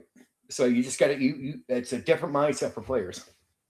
Share the story. One of the most distinctive aspects of Prince Valiant is its collaborative approach to storytelling. Players are encouraged to contribute ideas, describe outcomes, and help shape the unfolding narrative. The game master still guides the adventure, but the game often works best when everyone at the table contributes to the story rather than relying entirely on the GM to provide every detail. For many role players in 1989, this was a very different style of play from what they were accustomed to, right? So it's calling on players, hey, can you make what you're doing sound more interesting? Bring it, dude. Bring it. Like, just bring it. Focus on character motivations. The best adventure often begins with personal goals. So it sounds like this is advice for players, but in a way, it's advice for the storyteller to give to his players. Because really, there's not much to do. The mechanics are so simple in this game, right? They're so simple that the idea that you need to tell the game master exactly what to do, in many ways, I already have. It's very simple. You got to come up with the comic book stuff. All the early stuff I said with how to run it, that's pretty much it. You're not looking for this overplaying. You're looking to make things cool. Rulings over rules, stuff like this. Then getting players to work with you is really good advice. So it basically seed the stuff in your players' heads, talk to them beforehand. So focus on character motivations. The best adventures often begin with personal goals. A knight may seek honor. A wanderer may seek adventure. A noble may seek justice. A friend may need rescue. When creating adventures, connect events to characters whenever possible. Personal stakes usually work better than random missions. So care about what your players are doing in their characters, and then really do. You want to connect it. You want players to be enthused that they have a stake in what's going on. It's not just you go rescue that person, you go rescue your friend or somebody you're connected to, or something in that vein to the characters, right? Reputation matters. In Prince Valiant, a hero's reputation can be just as important as their fighting ability. Heroes earn respect, make enemies, gain allies, swear oaths, and build relationships throughout their adventures. The consequences of characters' actions often matter more than treasure. Honor, friendships, rivalry, obligations, and promises can become powerful sources of future adventures. So just remember that when they're making friends, somebody might want to, like, you might want to have the story where it's screwing with a friend. Or if a rivalry has come up, this guy is doing something just to push the buttons to see if the heroes will come out and stop him. Right? Obligations. You owe this guy over here. When you guys were having a hard time getting into the place, he got you in. Now he's the one down in his luck. Promises. You make a promise. Well, now it's time for you, the game master, to make a situation where that promise is going to be tested. Keep combat moving. Combat is important, but it should not dominate the game. Unlike many RPGs, Prince Valiant is not built around detailed tactical encounters. Battles should feel fast and dramatic. Think duels, ambushes, tournament matches, last stands, desperate escapes. The purpose of combat is usually to advance the story, not stop it. You might actually want a little bit more combat than some of the other games out there, right? But still, the combat should be exciting. It should be to move a story, not to punish players with it. Right? Combat should be part of the storytelling. Use failure to create new adventures. One of the best habits for a Prince Valiant GM is avoiding dead-end failures. If a character fails, they may be captured. They may lose face. They may create a new enemy. They may owe a favor, right? Because the guy's going to let them go. He's not going to kill them. They may start a new complication. Failure should often push the story in a new direction rather than bring it to a halt. So if they're captured, their friends have to go save them, right? They lost face. They got to earn that back. That guy defeated them or him or whoever. He takes off. That's a new enemy. Somebody has defeated you, but is going to let you live and has honor. Man, you owe that guy, right? Or it starts a new complication. You lost, so they got away with the important item. And that's a threat to the area. Embrace romance and courtly drama. Many fantasy RPGs focus entirely on combat and treasure. Prince Valiant's source material spends considerable time on love, family, friendship, robbery, oaths, and reputation. A tournament may be as important as a battle. The tournament to win the lady, right? To win favor. An insult at court may matter as much as a sword fight. An insult can lead to a duel. Do not be afraid to make social situations central to the adventure. Like you talked wrong to that person, now you get a challenge. Or now he's going to look to have you charged. He's going to look to get you in trouble. You've made a new enemy just on saying words.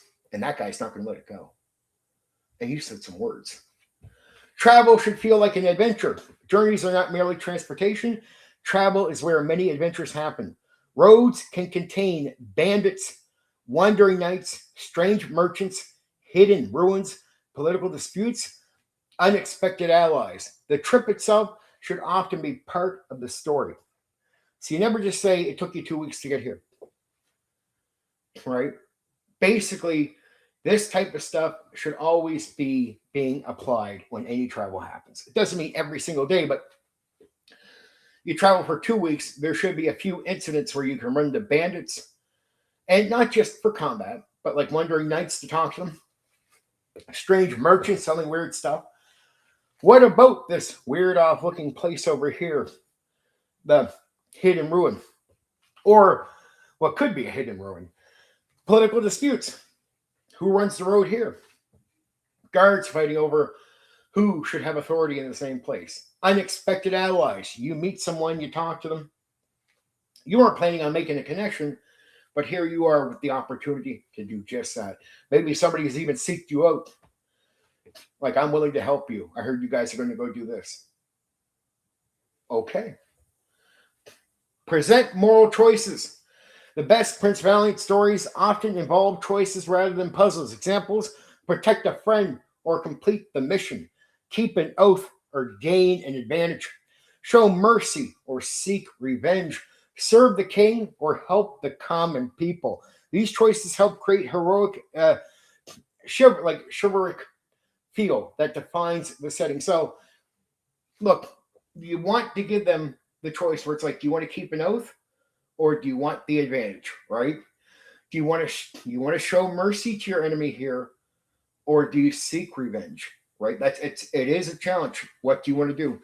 Serve the king or help the common people? What are you loyal to, right?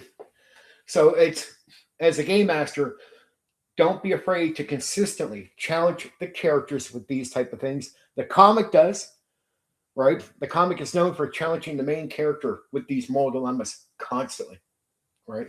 So remember the tone. The game works best when it feels heroic, optimistic, adventurous, romantic, chivalric.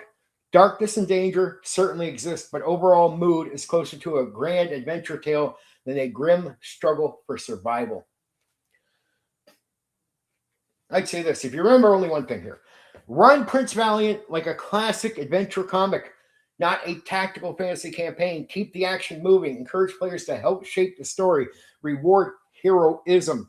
Build adventures around personal goals and reputation, and let both success and failure create the next chapter of the tale.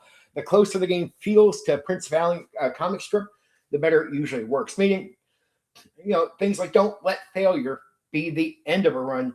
Just be it, okay, this will adjust the story and what you're doing. And maybe in failure, it's more about character development. How do you overcome? And it's like that statement from the boxing movie, right? How many times can you fall down and get back up?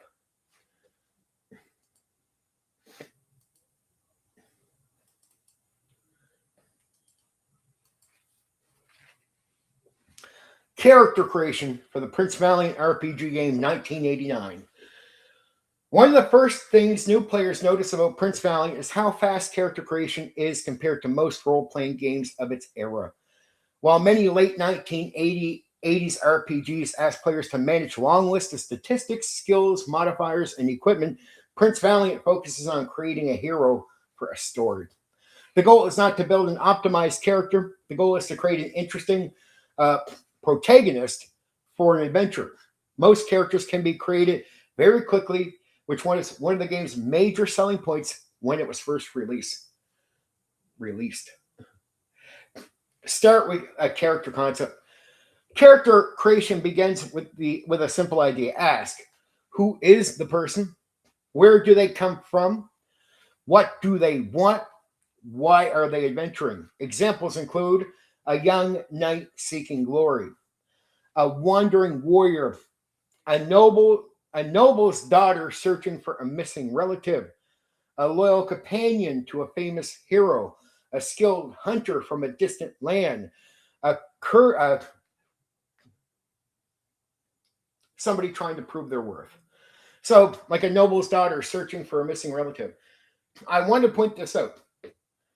Old school games, if you think that they don't acknowledge female players in the hobby, you don't know the hobby. If you go back to D&D and the history, I'll say this really quick.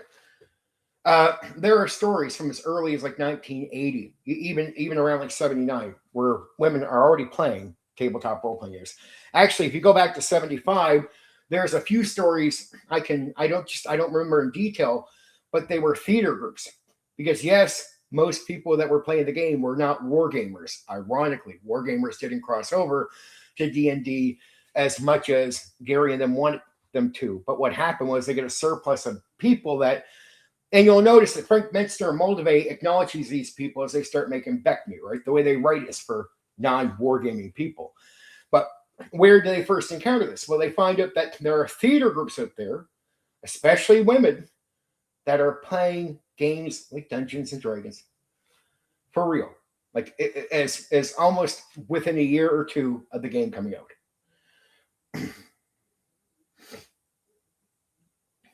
Brawn and presence. Every character is built around two core attributes. Brawn represents physical capability. It can also relate with health too, just to let you know. This covers things like strength, endurance, physical toughness. Presence represents personality and influence. This covers things such as leadership, confidence, social ability, personal magnetism. These two attributes form the foundation of the character and influence many actions during play. So, two main attributes, brawn and presence. Traits define the character, though to a degree, skills have a lot of say over who the character is. But as far as the game is going to pitch to you, traits are going to be a very important part. And they do relate to the skills you're going to choose, so that's important. The traits define the character. The heart of character creation is the trait system. Traits describe what a character is particularly good at. Examples include strong, brave, skilled swordsman, clever, hunter, courtly, loyal, rider, wise.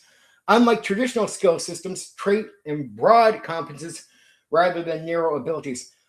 Don't get it wrong, skills do have say in the game. It's just that they come in on the back of this stuff. A trait often covers many related actions instead of a single specialized task. The purpose is to describe both who the character is and what they can accomplish. Trait ratings matter. Traits are not merely descriptive. Each trait receives a numerical rating. These ratings directly affect play because they determine how many coins a player flips when attempting action related to that trait.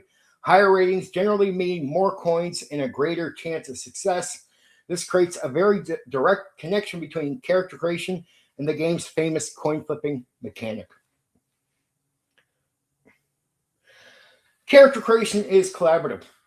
Prince Valiant encourages discussion between players and the game master during character creation. The focus is not on balancing character builds against one another. Instead, the goal is to create heroes who fit naturally into the campaign and who have a reason to participate in adventures together. The process often feels more like building the cast of a story than constructing game pieces. You might want to call this like a session zero type of gimmick. It's not about playing out any gameplay, but really getting together. So it's not just the game master talks about to the player about what character they want. It's how do the characters play off each other. So the game feels like players should be talking to each other before they start the game, even before they get to making the characters initially. Strengths and weaknesses. Players are encouraged to create characters with both strengths and weaknesses. A hero may be brave but reckless, strong but stubborn, charming but arrogant, skilled in battle but poor at diplomacy. These weaknesses are usually role-played rather than heavily enforced through mechanics, but they help create more believable and interesting heroes. So it's like brave but reckless, right? It's not like you're being told there's a rule that says you have to be brave. It's just what would the brave person do? And reckless means you'll take a chance even if it's putting your life on the line. It's like, man, you could likely die here, but if you stand back, those people are going to get hurt. Brave and reckless, right? Hear what I'm saying? Background is important. Prince Valiant places more emphasis on characters' place in the story rather than detail and mechanical customization. So you got to understand, a lot of games actually made, as much as you hear D&D people say, I don't care about backgrounds too much, maybe write like a sentence, I don't care about them. A lot of games totally were completely opposite. They depended on backgrounds being well thought out, well written out. They actually depended on them. It said to players, hey, bring it. This game wants to use what you're giving. We're not shying away.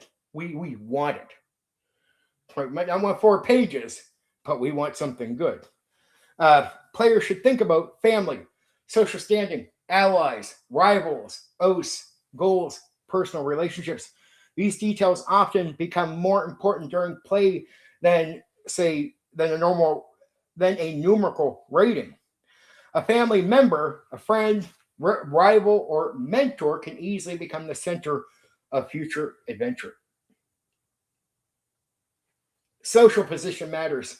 Prince Valiant takes place in a world of kings, nobles, knights, courts, and common folk. A character's social position can influence opportunities available to them. A knight may gain access to tournaments and noble courts. A traveler may have greater freedom to roam. A noble may possess influence and obligations that shape the entire adventure or entire adventures over the course of time. Who a character is within the society can matter just as much as what they can do, and even who they can speak to and how they can speak. Heroes come from many walks of life. Although knights are common, not every character needs to be one. The setting supports many kinds of heroes: knights, nobles, sailors, hunters, travelers, messengers, warriors, explorers. The important part is that the character can participate in heroic adventures. So it's not about you being called, like initially playing something that would say you're a hero of the thing. But what it does is it gives you access to do heroic actions, to be on the heroic adventure, right? Equipment supports the character. Equipment exists and can certainly matter. Weapons, armor, horses, and other possessions play important roles in our Arthurian adventure. However, Prince Valiant places greater emphasis on the character's identity rather than detailed gear management. Who the character is generally matters more than an exhaustive equipment list. Relationships create adventures. One of the most useful parts of character creation is establishing relationships. Ask questions such as, who do you admire? Who do you owe a favor to? Who dislikes you? Who would come to your aid? Who would ask for your help? These connections provide the game master with immediate adventure hooks.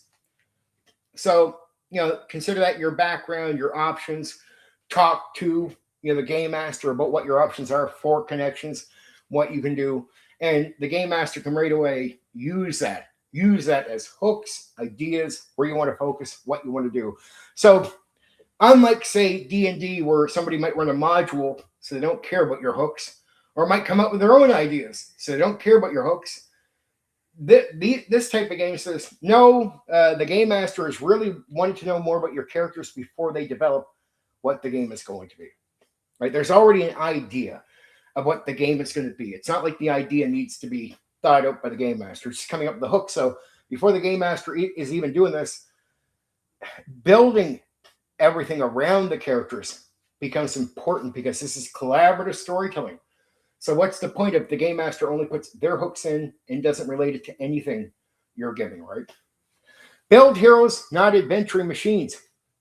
Prince Valiant assumes characters are protagonists in a heroic tale. A good character is not necessarily the strongest fighter.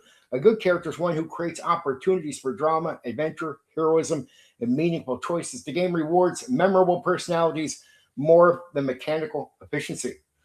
What new players often get wrong. Many players arrive expecting a detailed character building game.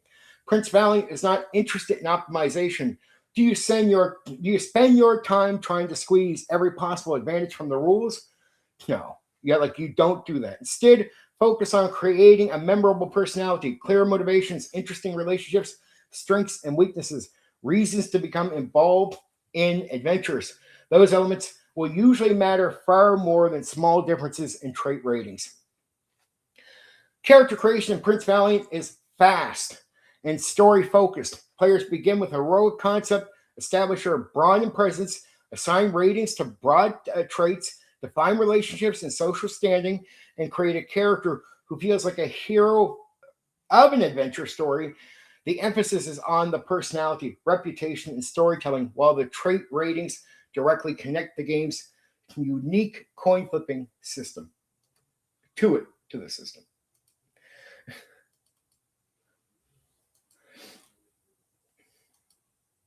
I got 2 more parts to go. We'll get into setting. The setting is interesting for this one. And then a few need to know note details I have to explain afterwards. Yeah.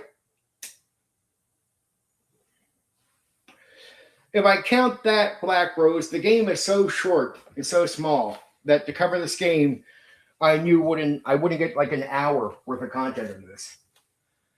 I knew it right away. It's such a simple game, but it's meant to be. It's more about your creativity.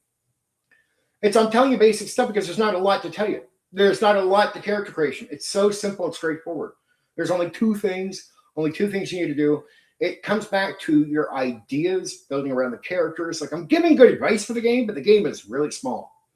Like, the game is more about your creativity and giving you a very, very, very simple thing, where it's not simple, stupid, but it's more like, here, we're going to give you something and get out of your way. We're going to give you all the ideas you need to come up with 5 million stories for this game. But now you can it's simple. You can do whatever you want to do. Right? We're giving you some direction, not much. We're giving you the coin flipping gimmick. Like, there's not many rules, not many attributes. Equipment can somewhat matter, doesn't really matter. It's more about gameplay. Most of my questions get answered in the background section you just mentioned. The setting is going to be interesting because it is a setting from the comic book and how you can use it. Now, tomorrow night's, I think you'll be interested because you've already heard about Savage World and the members only thing. This will flesh that out even more, because it's Deadlands, the setting. It's the game, but it's also the setting for Savage Worlds, right? And there are a lot of things I'm going to mention here I didn't mention in that one because that's its own thing where you can use that rule set for a lot of different stuff. This gives Deadlands a lot more meat. So there's way more meat on the bone for that tomorrow. But for this one, I had to look at it and realize it's so small, man. I'm like, I can talk about this in less than an hour. Like, I can cover this in less than an hour. It take no time to explain the entire game. It's more about, to me, it's still a great game because what it does, it gives you all the ideas you need, and then it gets out of your way and says, look, it's not simple bad. It's simple where you can do a million things with it. Like, you can do so many things you can do with it, right? It doesn't pigeonhole you into tight corners and say, you got to specifically follow this, but it does some social stuff that's very interesting. It is. That's the thing. This comes down to performance and creativity in the minds of the people gaming. See, that's the thing with old school. The reason things are so simple is they assume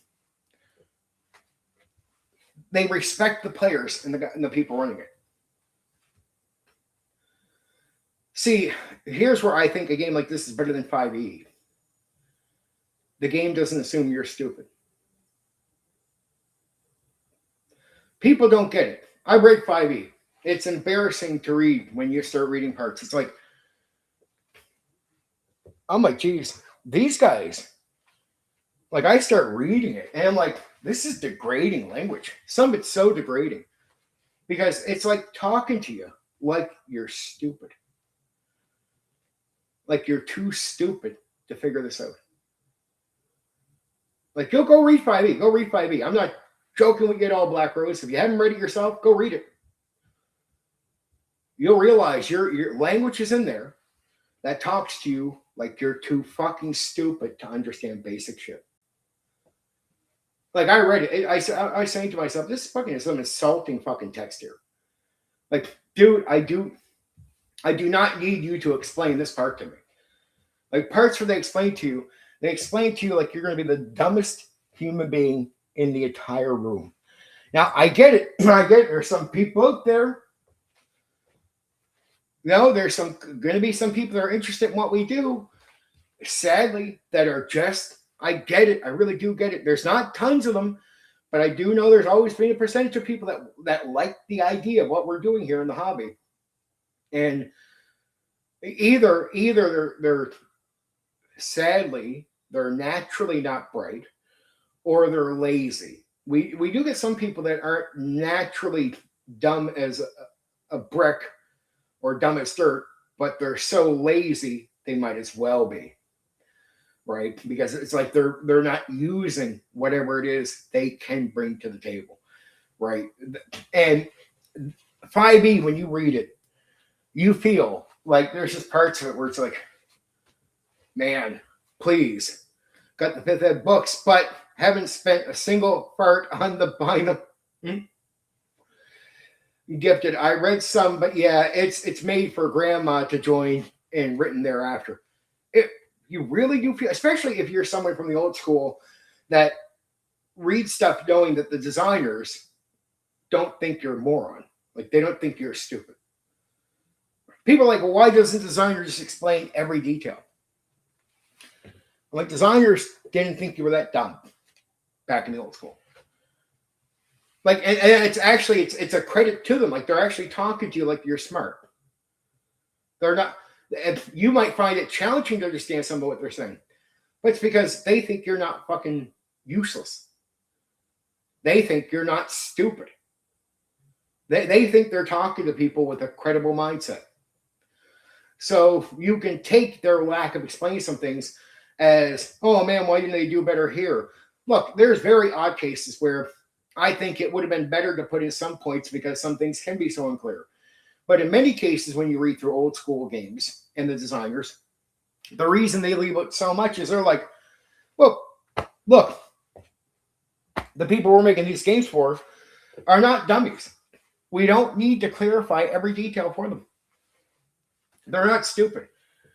Like, yeah, you can, like, there's explanations about 5e combat, where in reality, you should just be able to play the game, and if you make a mistake, you learn from it, and you just do the right thing.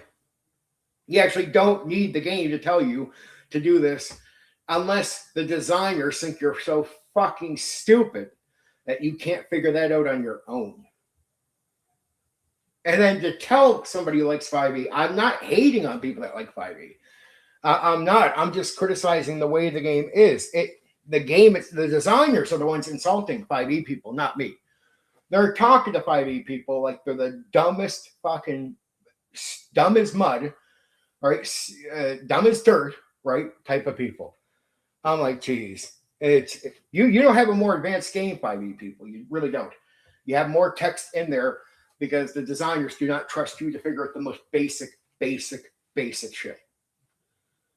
See, old school D&D, the books are smaller, but in many ways are more advanced because they expect you with your own mind to figure things out. You'd be like, well, it's more complicated with 5e. I'm like, no, it's not. Right? Even most of the rules are just like they're killers. They're game killers. They're game killers. That's why 5e combat is so terrible. But ironically, the reason some guys like 5e combat is because you spend so much time in combat. It's one of the only areas in 5e gameplay, or even 3e or 4e, where you'll find some moment of flow. Because you're just not going to focus on the rest of the game. It's only when you finally get to combat do more people sit up and do less phone stuff. They spend a little bit more time focused on combat, but that's where they hit a little flow area. But still, the combat is, I got to say, terrible. I got to say, it's like, my one criticism of 5e. It doesn't matter how many good ideas you have for combat characters or combat. If the combat sucks, all these good ideas don't mean much. Like, they only mean something grand if the combat is fun to play. I get now in certain flow areas, I can sort of get why that happens with them sometimes, but it's like just terrible. That's why I like simple. Like, I look at these games and go, plus, this is a storytelling game. So if you keep telling me you like storytelling games, I'll tell most people that tell me they like storytelling games. I'm like, I don't think you do.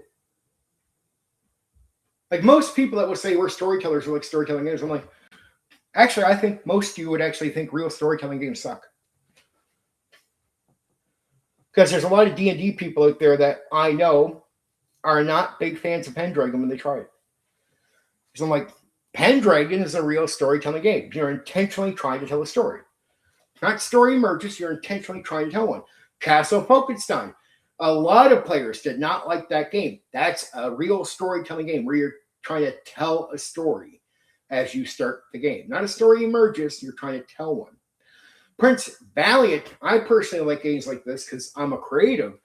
But in reality, putting the pressure on the players to do something more than just react to a game and have them try to help tell the story, what players will realize that think they're in storytelling games, when they finally get into a real one, they won't like it that much.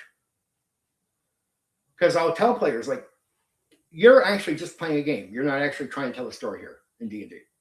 Like, not a single edition does that. Same thing with World of Darkness. Your vampire game, you're not a storyteller. You're the werewolf and the magic, you're not a storyteller. Story emerges from what you're doing. You're just playing the game. You enjoy it, right? If you're someone who likes one of these games. Yeah. Okay, if I take you to a real storytelling game, you really have to be creative and try to help tell a story. And players realize, a lot of them, like, they don't like that pressure on them. They start realizing the real, genuine storytelling with a tabletop role-playing game is not what they want. They just want to play the game. I'm like, so how about you stop calling non-storytelling games storytelling? Because I even get mad at World of Darkness. I don't know why you call the head person running that a storyteller. They're not. The game master for a vampire game is not a storyteller. Players are not storytellers. They're playing a game, a story emerges. Right? And real storytelling, you are doing more than just playing a game. This is where you need to be creative. So it's like most guys, they want the rules to tell them what's up. In a storytelling game, that's not what you're doing. In a storytelling game, most of the time, if the rules ever get in the way, you ignore rules and you create off the top of your head. Everything is improvised. Storytelling is a lot of improvisation. I mean, storytelling games is improvisation to the fucking extreme, right? You are to ignore most tactical, most rules, everything. Storytelling games, tabletop role-playing games, are all about thinking off the top of your head constantly. And there's pressure on players to do it too. I'm like, yeah, go talk to 99% of players to say, well, I like storytelling games. I'm like, all right, let me come over here. Come over here. Let's try a real one. Let's try a real one. Let's see. I'm going to put pressure on you. Oh, we just went through a session. Dude, you didn't try storytelling at all. Well, I'm just playing my character. Well, then you're not in the storytelling game. So which is it? You like storytelling? Well, okay, stop looking with the deer in the headlights look. I know you're lost, dude. But do you want to play a game or tell a story? Because I think most people that say they're in the storytelling and tabletop role playing games are absolutely full of shit, including game masters. Because the second you bring them to like Prince Valiant or Pendragon or Castle Falkenstein, you want to see 99% of people out there that say they're into storytelling absolutely fucking cave in on the fucking spot when they find out. You mean you don't really care about rules in the same way? Exactly. Well, what do we have planned? You mostly improvise. Pendragon is the closest to having some mechanical built around it, but even then, ignore mechanics to keep everything going. It's just stuff a lot of people don't like doing. So it's like, makes me laugh. Right? When you put the real thing in front of them, you find most people collapse and are full of shit in storytelling. It's like storytelling means you're telling a story. Not a story emerges. Understand what we're saying. Telling a story. It's straightforward enough until you need to be creative. Here's what happens, Black Rose. Here's why it's so hard. For creative people, thinkers like, say, me or you, thinking off the top of our head and coming up with things sounds pretty easy, right? I'll be honest with you, dude, because I've met so many players and so many game masters over the years. Most people are indecisive. So, Black Rose, the reason you can improvise really fast or storytell is because, like me, I would imagine, because this is something you got to be able to do, you got to be able to make decisions fast. And whenever you're improvising, there's a general 20,000 things you can do. But, I mean, you're only going to do one or two things, right? I mean, it's not like you just have your head out there all day long thinking about this shit. And then even thinking about things, coming up with things. There's only so many people in the hobby that can do it. And some of us, here's what happens, Black Rose, especially when I know you're just gaming with your friends most of the time, but I have a wider experience than you, so I'll tell you the truth. As much as you think a lot of people can do what you do, most can't.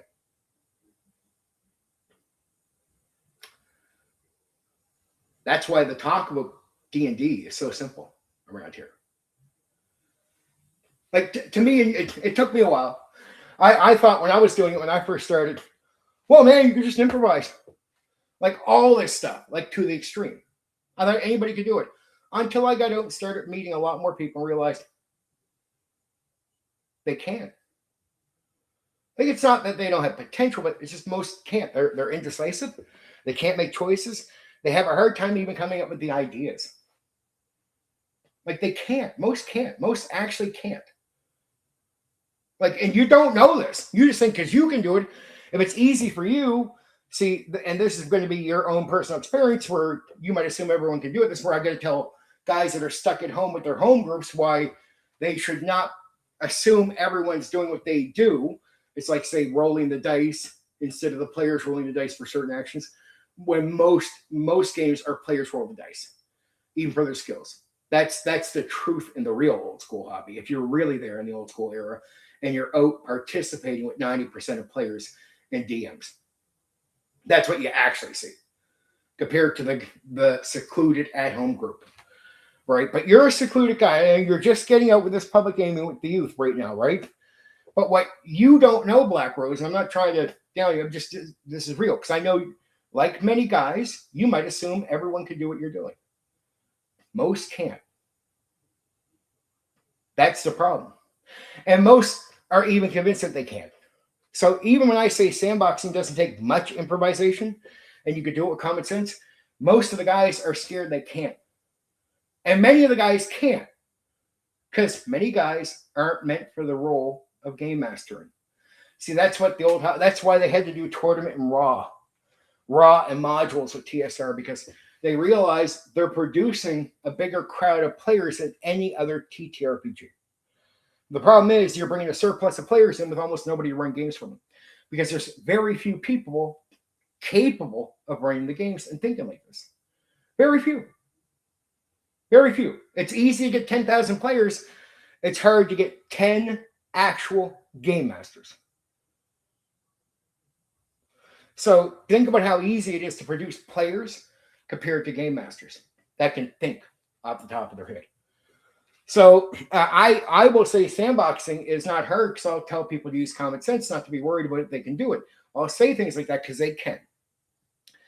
But most people are scared of it, and many people who are game mastering can't, because they do raw or modules or they run 5e. Games that cover their asses because they can't think for themselves. So I'm not trying to attack people. I'm being real. And for years, I thought everyone could just do what I was doing. I walked out and I did a video, remember, there, I don't know, like last month or something, where I said, it was like walking out to a horror story. I thought everyone could just do what I'm doing. I get out to the wider public out from the military gaming I was doing, because not that I'm military, but I was in military where I live, my family Navy. So we would game with military people. I'm one of the family members you get to game with military people at their meetings. I did that with a lot of smart, very fucking hobbyist people. And then when I had to reach out to the public and go into public gaming, it was, there's that movie, I forget what it's called, but it's like something to do with like mediocrity or something. I forget what it's called, but it's like the movie about mediocrity in the future. And you get out and everyone's just so stupid that it blows your mind. It just blows your mind that you didn't even know that could be a thing. Like you walk out and you meet a crowd of people that make everyone else you met, like they seem like drooling morons.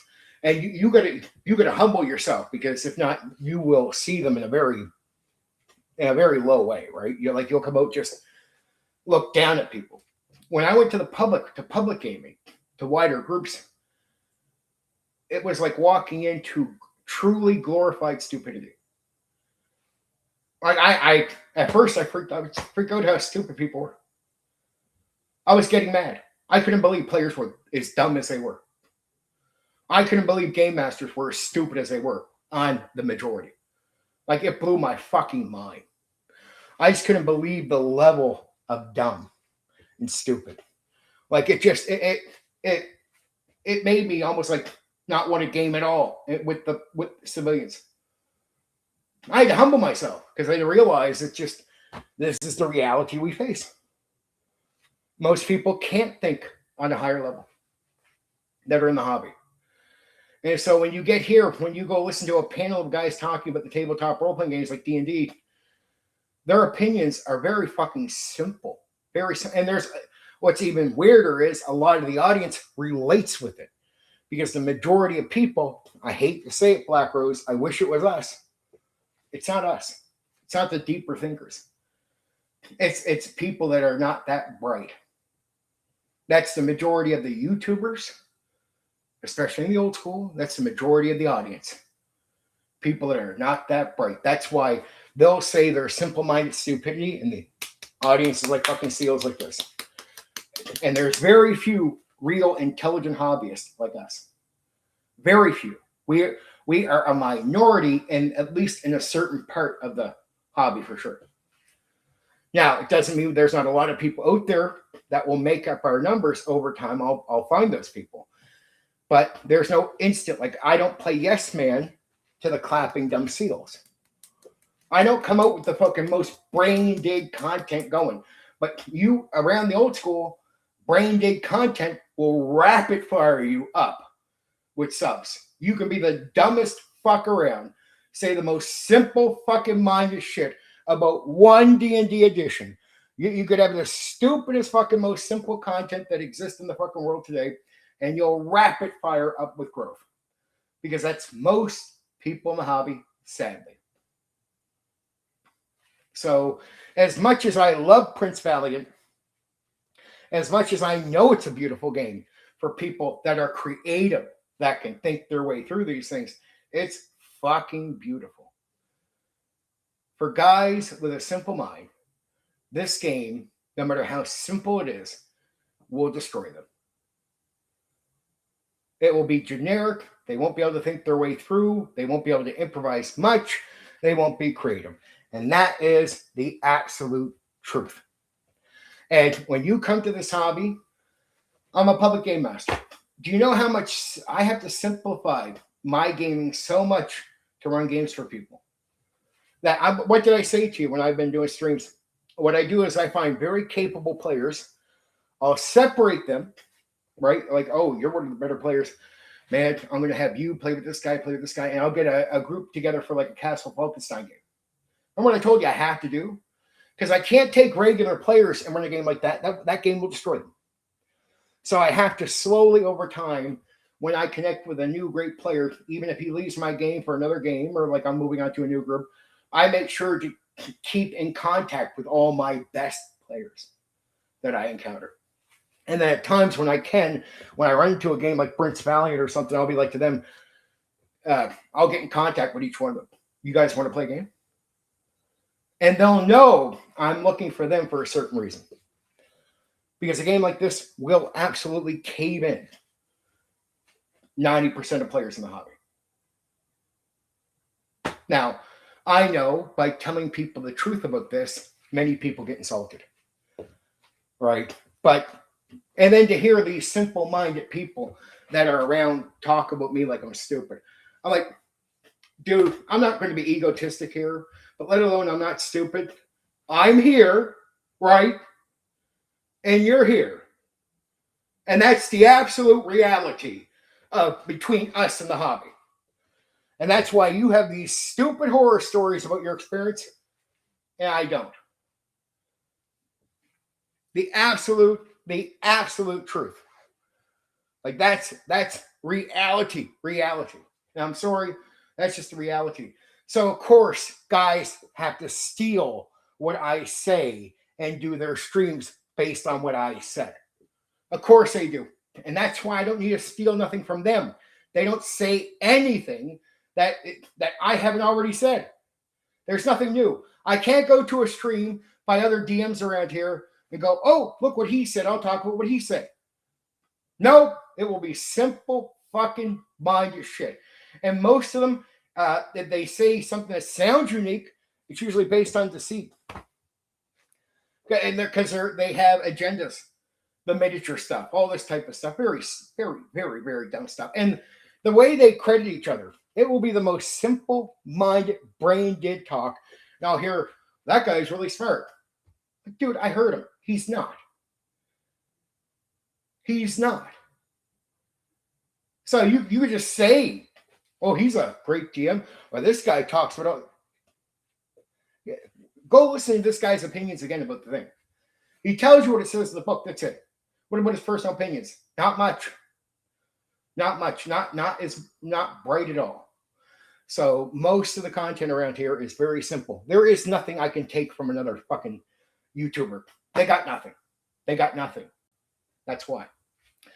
Anyway, the world of Prince Valiant, 1989.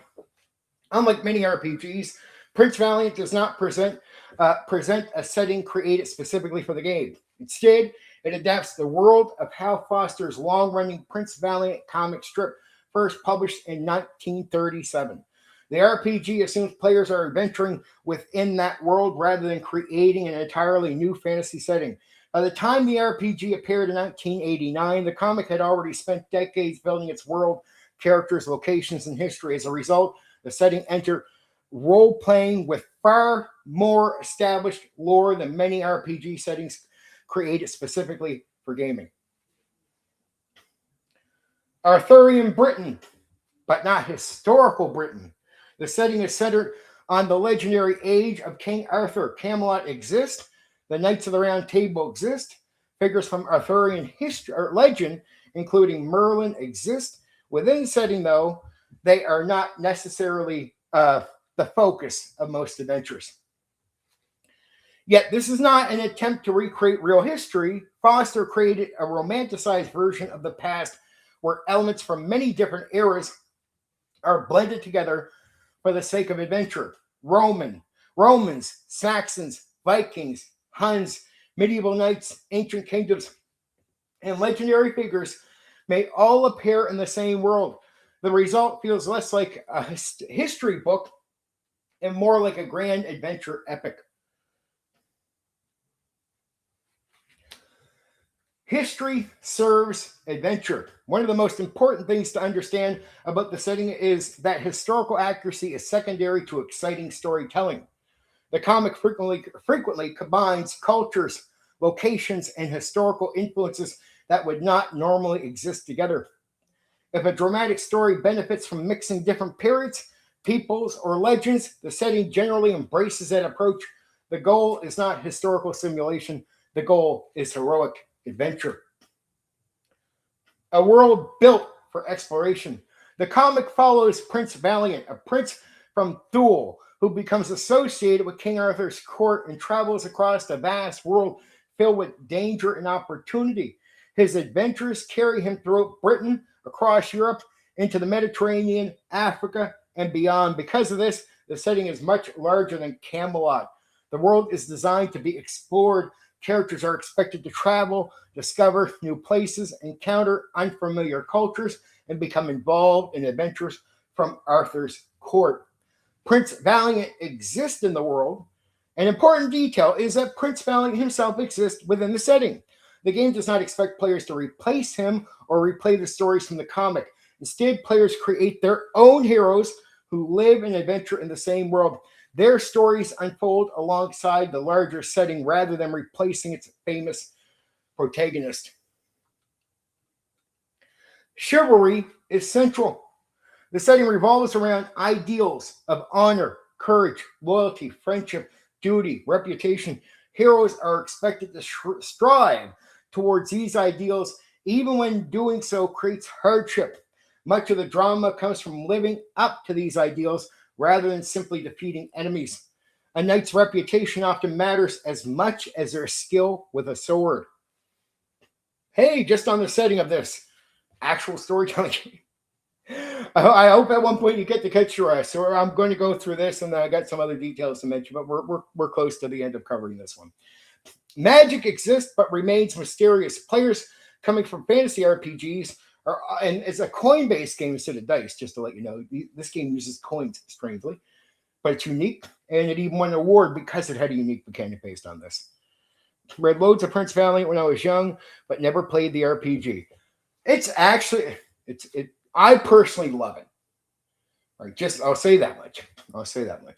So players coming from fantasy RPGs often surprised by how magic is handled. The setting frequently leaves supernatural events open to interpretation. Some mysteries have ordinary explanations, others seem genuinely magical. A strange creature may be real. A haunted castle may hide a mundane secret. A mysterious prophecy may prove true. The game really treats the supernatural as routine. Instead, it is meant to feel unusual, mysterious, and significant whenever it appears.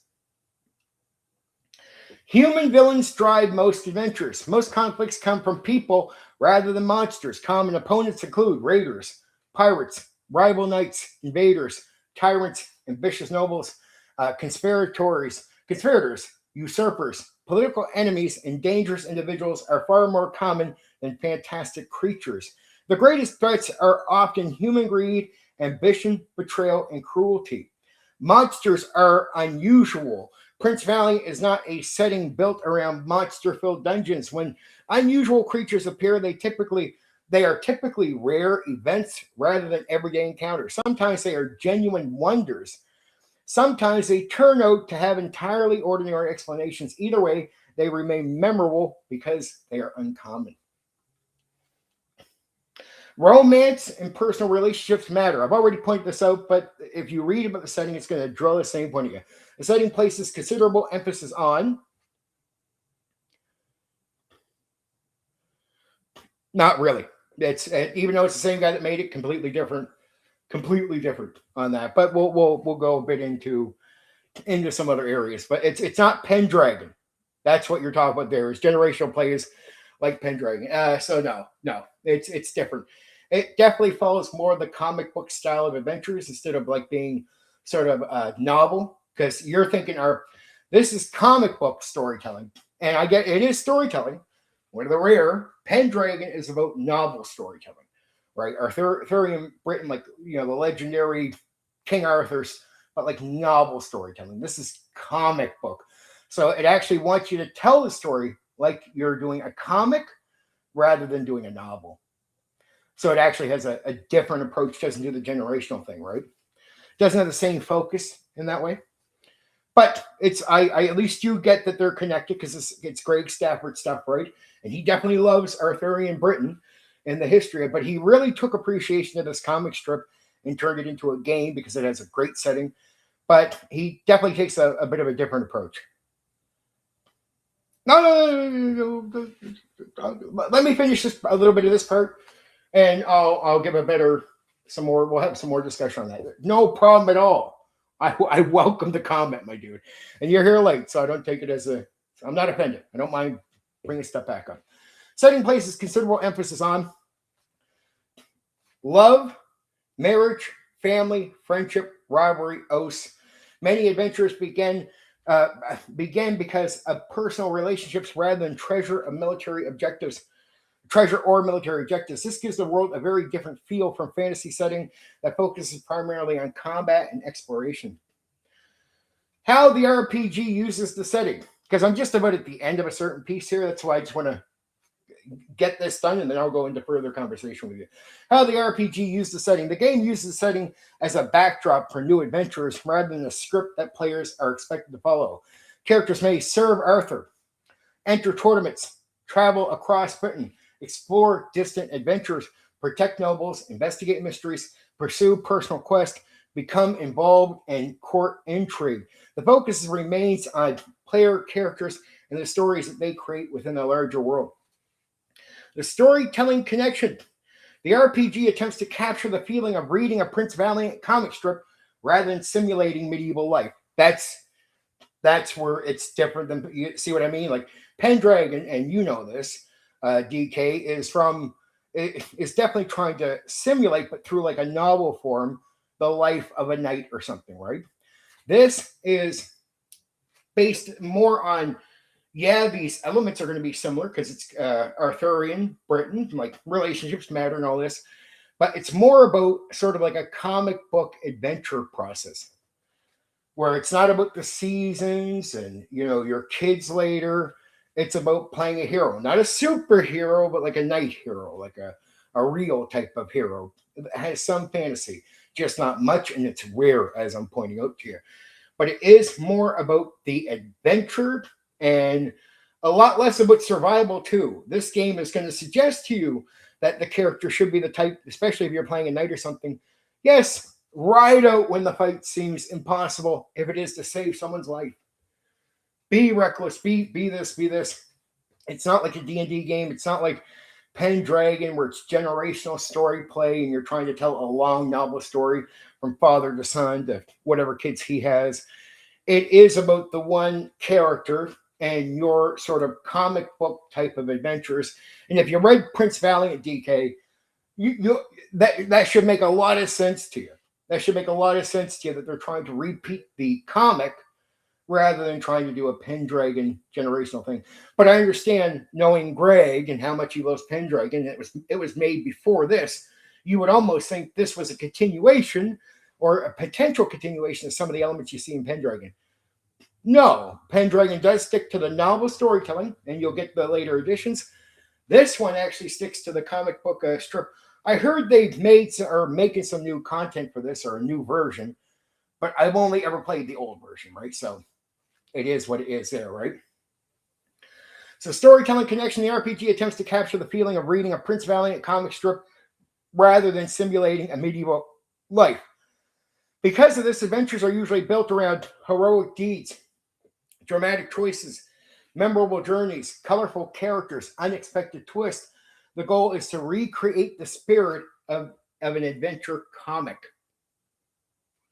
Though there's very few games I call storytelling games, DK. A lot of people tell me the vampire games are story games. Nope, you're playing a game, story emerges. D&D editions are storytelling games. Nope, you're playing a game, story emerges. Pendragon, you intentionally, because storytelling is to tell a story, not just to have a story emerge. Pendragon is storytelling. Your intent is to actually tell a story from the moment you start playing a character, and the game master is there to help you tell a story. That's storytelling to me, because that's telling, the telling part, not an emerging story, but telling a story. That's why I like using storytelling when it doesn't really fit all these other games. Most tabletop role-playing games, let's say 99%, are play and story emerges, where Pendragon is storytelling because you intend to tell a story from every moment from the start. Castle Falkenstein is storytelling. And one I forgot, I've really never thought of it before, but it's true. DC Heroes, even more so than Village of Vigilantes, is just playing a game, story emerges. DC Heroes is a comic storytelling approach. You're actually trying to do the comic book and tell a story. The storybook so storytelling with DC Heroes is an actual thing. The Prince Valiant game is actual storytelling. You are trying to recreate a comic, and from the get-go, you are aiming towards that, which is you trying to tell a story, not a story emerges. You trying to tell a story. So whenever anybody uses storytelling when they're explaining something to me, I'm like, you mean you're telling a story or a story emerges? And when you examine 99% of games out there, stories emerge from your activity, right? That's story emerging. That's not storytelling. Very few games initially from the get-go, intentionally in their mechanics or explanation, are actually trying to tell a story in all these aspects. D&D, you play a game, story emerges. Vampires, play a game, a story emerges. Even though the guy who runs it is called storyteller, nope, bullshit. Just the guy running the game, story emerges. Just like me going for a walk. By the end of the walk, you could tell a story from it, story emerges. Right? Very few games are genuine where you're intentionally telling a story. Pendragon, Castle Falkenstein, DC Heroes, and this, right, are the only games I've covered so far, out of all the games I've covered, that I would honestly say is storytelling. What I would say about every other game is there's storytelling elements, but that's part of tabletop role-playing games naturally, right? There's storytelling elements that help with the story emerging. But to tell a story is to literally tell a story. Not just do a thing and you can tell a story from it. It's to tell a story. Very few games live up to that reality, right? So this game is one of the few that lives up to the reality, right? Of actually intentionally telling a story. What makes the setting different from Pendragon? Many RPG fans naturally compare Prince Valiant to Pendragon because both are Arthurian games designed by Craig Stafford. We just talked about this. Pendragon focuses heavily on feudal obligations, generational play, the rise and fall of King Arthur's kingdom, medieval literature, novel writing, tradition. Prince Valiant focuses more on adventure, exploration, travel, heroic exploits, the spirit of Hal Foster's comic. Both are Arthurian role-playing games, but Prince Valiant is generally the lighter, more adventurous, and more free-roaming of the two.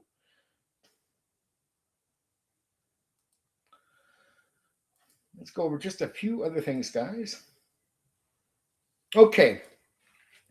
So let me go over some other details. Character creation uses fixed point pools. Sorry.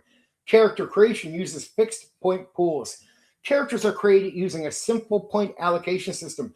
Players divide points between their two cores, attributes, brawn and presence.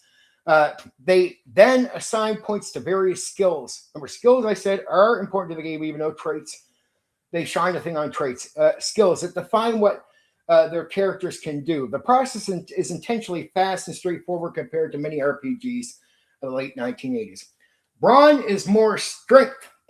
One detail that is easy to overlook, brawn is not just a measure of physical capability, it is also a function as the game's injury system.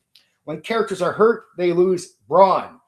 As they recover, brawn is restored. The game does not use traditional hit point systems like many fantasy RPGs of the era. So when I said brawn earlier also plays to the health, right? This is what it acts like hit points. Skills drive play. Remember what I said about traits when I said skills do have a major part in this? Skills drive play. In many of our discussions, we use the term traits, right? So that's, so this is actually from them. It helps explain the game's design philosophy. However, the actual game is built around skills. This is what the game designers say themselves, or the game designer, Craig Stafford. Arms, archery, riding, hunting, fellowship, healing. These skills determine how many coins flip when attempting actions. The higher skill, the better the character's chance of success. The coin system is structured. Prince Valiant is rule light, but it's not freeform. The storytelling assigns difficulties to actions. Players can flip coins and compare the results against the challenge before them. The system is simple, but it still provides framework for judging success and failure. So there is a structure to it. Success comes in degrees. The game is not built around a simple pass or fail approach. The number of favorable coins results influences how well a character succeeds. This allows for narrow successes, impressive victories, partial success, complicated outcomes. The system naturally encourages storytelling rather than binary results. Fame is an advanced system. The characters improve their fame. Fame represents reputation, accomplishments, heroic deeds, growing renown. As characters earn fame, they can improve their abilities and become more capable heroes. This fits perfectly with the game's emphasis on Arthurian adventure and heroic reputation. So fame is a way you advance the character. Very important. And that's going to be the points. I'm going to leave it at that. Leave it at that. There you go. I think that's enough of an overview for Prince Valiant RPG. Hope you enjoyed. There's more details, but remember, this is an overview thing, and I definitely want people to go look at the game. I think the freeform aspect of the game is fun. You don't need dice. You need coins to play the game. Very easy though to access coins. Obviously, very easy game, and it has a lot of great. The setting is beautiful. The setting is really detailed. The setting will give you all the meat on the bone you need. The character creation is so fast. It is so simple, and it works. The two attributes really work, and you pick some skills. The skills work. They're very basic skills, but it really leads to a lot of what would surprise you as detailed gameplay, right? And now it's not generational. It's not novel storytelling, which was DK was asking, because a lot of people assume Pendragon comparisons to this game because of who made it, and that they're both Arthurian. But this is a game where it is purposely trying to lean into the comic book. So it's saying, what the comic book worry about generational stuff? No. Comic book is focused on adventure. And the other cool thing is, because it's fantasy to a degree, instead of giving you one line of history where you might only encounter Romans and Saxons and not all these other things that you wouldn't encounter behind you, wouldn't encounter this. It just takes, it's cool. I like this about the game, or about even the comics. It takes anything that is popular from related history to that, right? And it gives you that. And it doesn't just stick in the King Arthur's court gimmick. You can travel all over Europe, which makes the setting much bigger. And so you have all these famous ideal things. It's like watching the show The Vikings. The show The Vikings, most of it does. The timeline doesn't even match up. But the show is pretty cool because it has all these cool ideas in it. The comic book does the same thing. So the game allows you to play with all these cool different ideas. The thing is, it's really about, I hate to say it, freeform. So it's not for everyone that way. We talked about this, and it is true. A lot of people in the hobby have a hard time being creative, and there's some pressure on the players because this is storytelling. See, a lot of people say, this is what I was sort of bitching earlier. Bitching, complaining, whatever you want to call it.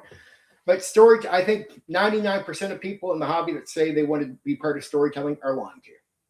Absolutely bull-faced lies. I think are lying completely. Because the second you say storytelling means, okay, dude, you got to improvise to the extreme. You got to come up with all these crazy things. Let me hear it, man. Come up with all your, man, I just want to play the game. Well, that's not storytelling, dude. And if you're as a player expected to be partaking in the storytelling with the game master, you got to improvise your ideas. You got to be able to use your imagination deeply. Like, I expect an explanation. That's why I say storytelling is never as easy as people think it is. It's real storytellers that write books will tell you it is not easy. Storytelling is fucking hard for most people. For most. That's why I say, you can go play D&D, but the second I say, here, really take part in storytelling and tabletop role-playing games, 99% of people that think they're doing storytelling that aren't would absolutely collapse. And especially the amount of times you'd have to come up with shit. And most game masters cannot think on a certain level. Most are indecisive people. Where improvising to an extreme, especially in a freeform game, it includes a lot of decisive decision making. I mean, you could say 20 million things. Likely, that would slow you down if you keep getting your mind stuck on things. So I like this game. It's definitely for the creatives out there. And so tonight's stream is not for everyone. I totally get that. It's not going to be everyone's cup of tea type of thing. Sorry if that upset some people. I'm not meaning to piss anyone out, but it's just the truth. Tomorrow night is Kidlands. That's going to be good. And detailed.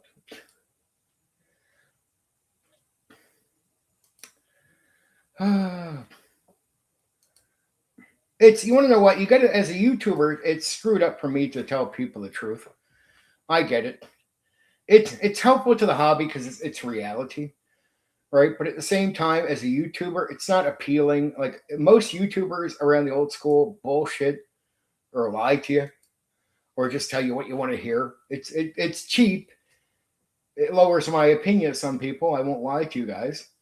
But because they are cheaping you out. They're not being honest with you. And they're doing that with intent. And a lot of guys will tell me around here, well, we appreciate honesty. I'm like, no, I don't think you do. Actually, I don't think you do at all. Actually, I think honesty would hurt your feelings. Still interesting to see, though, being a nerd, I am. Never knew about this before. You would like it. It's simple, and if you wanted to play anything related to King Arthur, it'd be a lot easier to run this than running Pendragon. Like, if you need a short, like say your youth center, you could have your campaigns going.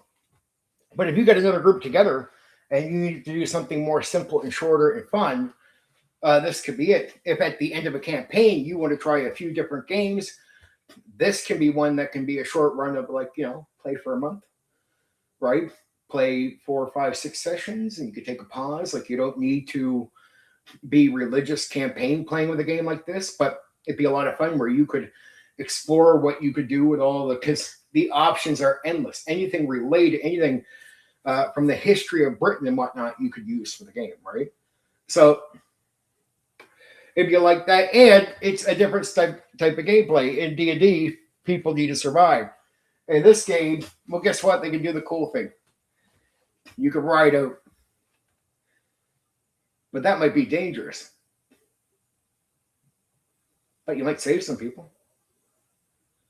And you said yourself, Black Rose, some of your players will like the thrilling side of combat and action. That's true. There are some players that like a thrilling side of combat. And if you have thoughtful players, which I think you do, especially the youth are always way less jaded, are going to think a little better, not be so stuck in a certain way of thinking. So if they're not jaded, if they haven't already been simplified through simplified gaming, bringing this to new people can be very helpful, right? Like what you guys want to do, because they're not jaded. They haven't been stuck in the I only think a certain way or I don't think much at all, right? So in a way, they're not already poisoned. They're not already mentally lazy. And without bad habits, if you have players without bad habits, it usually produces something better. It's just what happens with a lot of players in the hobby. It's not they're so stupid they can't do this. They get mentally lazy, bad habits over time. They get used to not thinking much. So you'd have to almost coach them into using their mind over a period of time before you get them into a game like this. Because they're so used to jaded, simple thinking. So you can't instantly get them to play a game like this and have their mind just, you'd have to sort of slowly bring them around to it through a normal gaming process like D&D, right? But you get them to think just a bit more and a bit more and a bit more until they're thinking more on par with where they can if they're not being lazy, and then you can throw a game like this at them, right? Or in all reality, you can let players make simple decisions and just not, you could potentially run Prince Valiant if just you are the only one being creative, but that could be a little boring. Just saying. Just saying. Just saying, my dude. Just saying, my dude.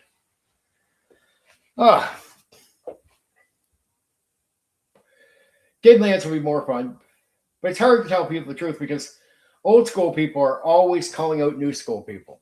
Go most of their streams. It is disrespecting people that either, and then there's guys out there that disrespect people that play D&D. So you get your non-D&D people that will call D&D people stupid or elite, even though they seem to talk like they're better than everyone else. Then you get your old school people that all talk trash about new school people. And they'll do this all in their streams and their panels and everything. And there's always insulting talk. It's when all these guys get to my stream, I'm the only guy around that talks in the same way about them as they do everybody else. And that has to be hard. That's a hard pill to swallow. Because imagine if all the old school guys talk this way, but in a way of insulting new school people.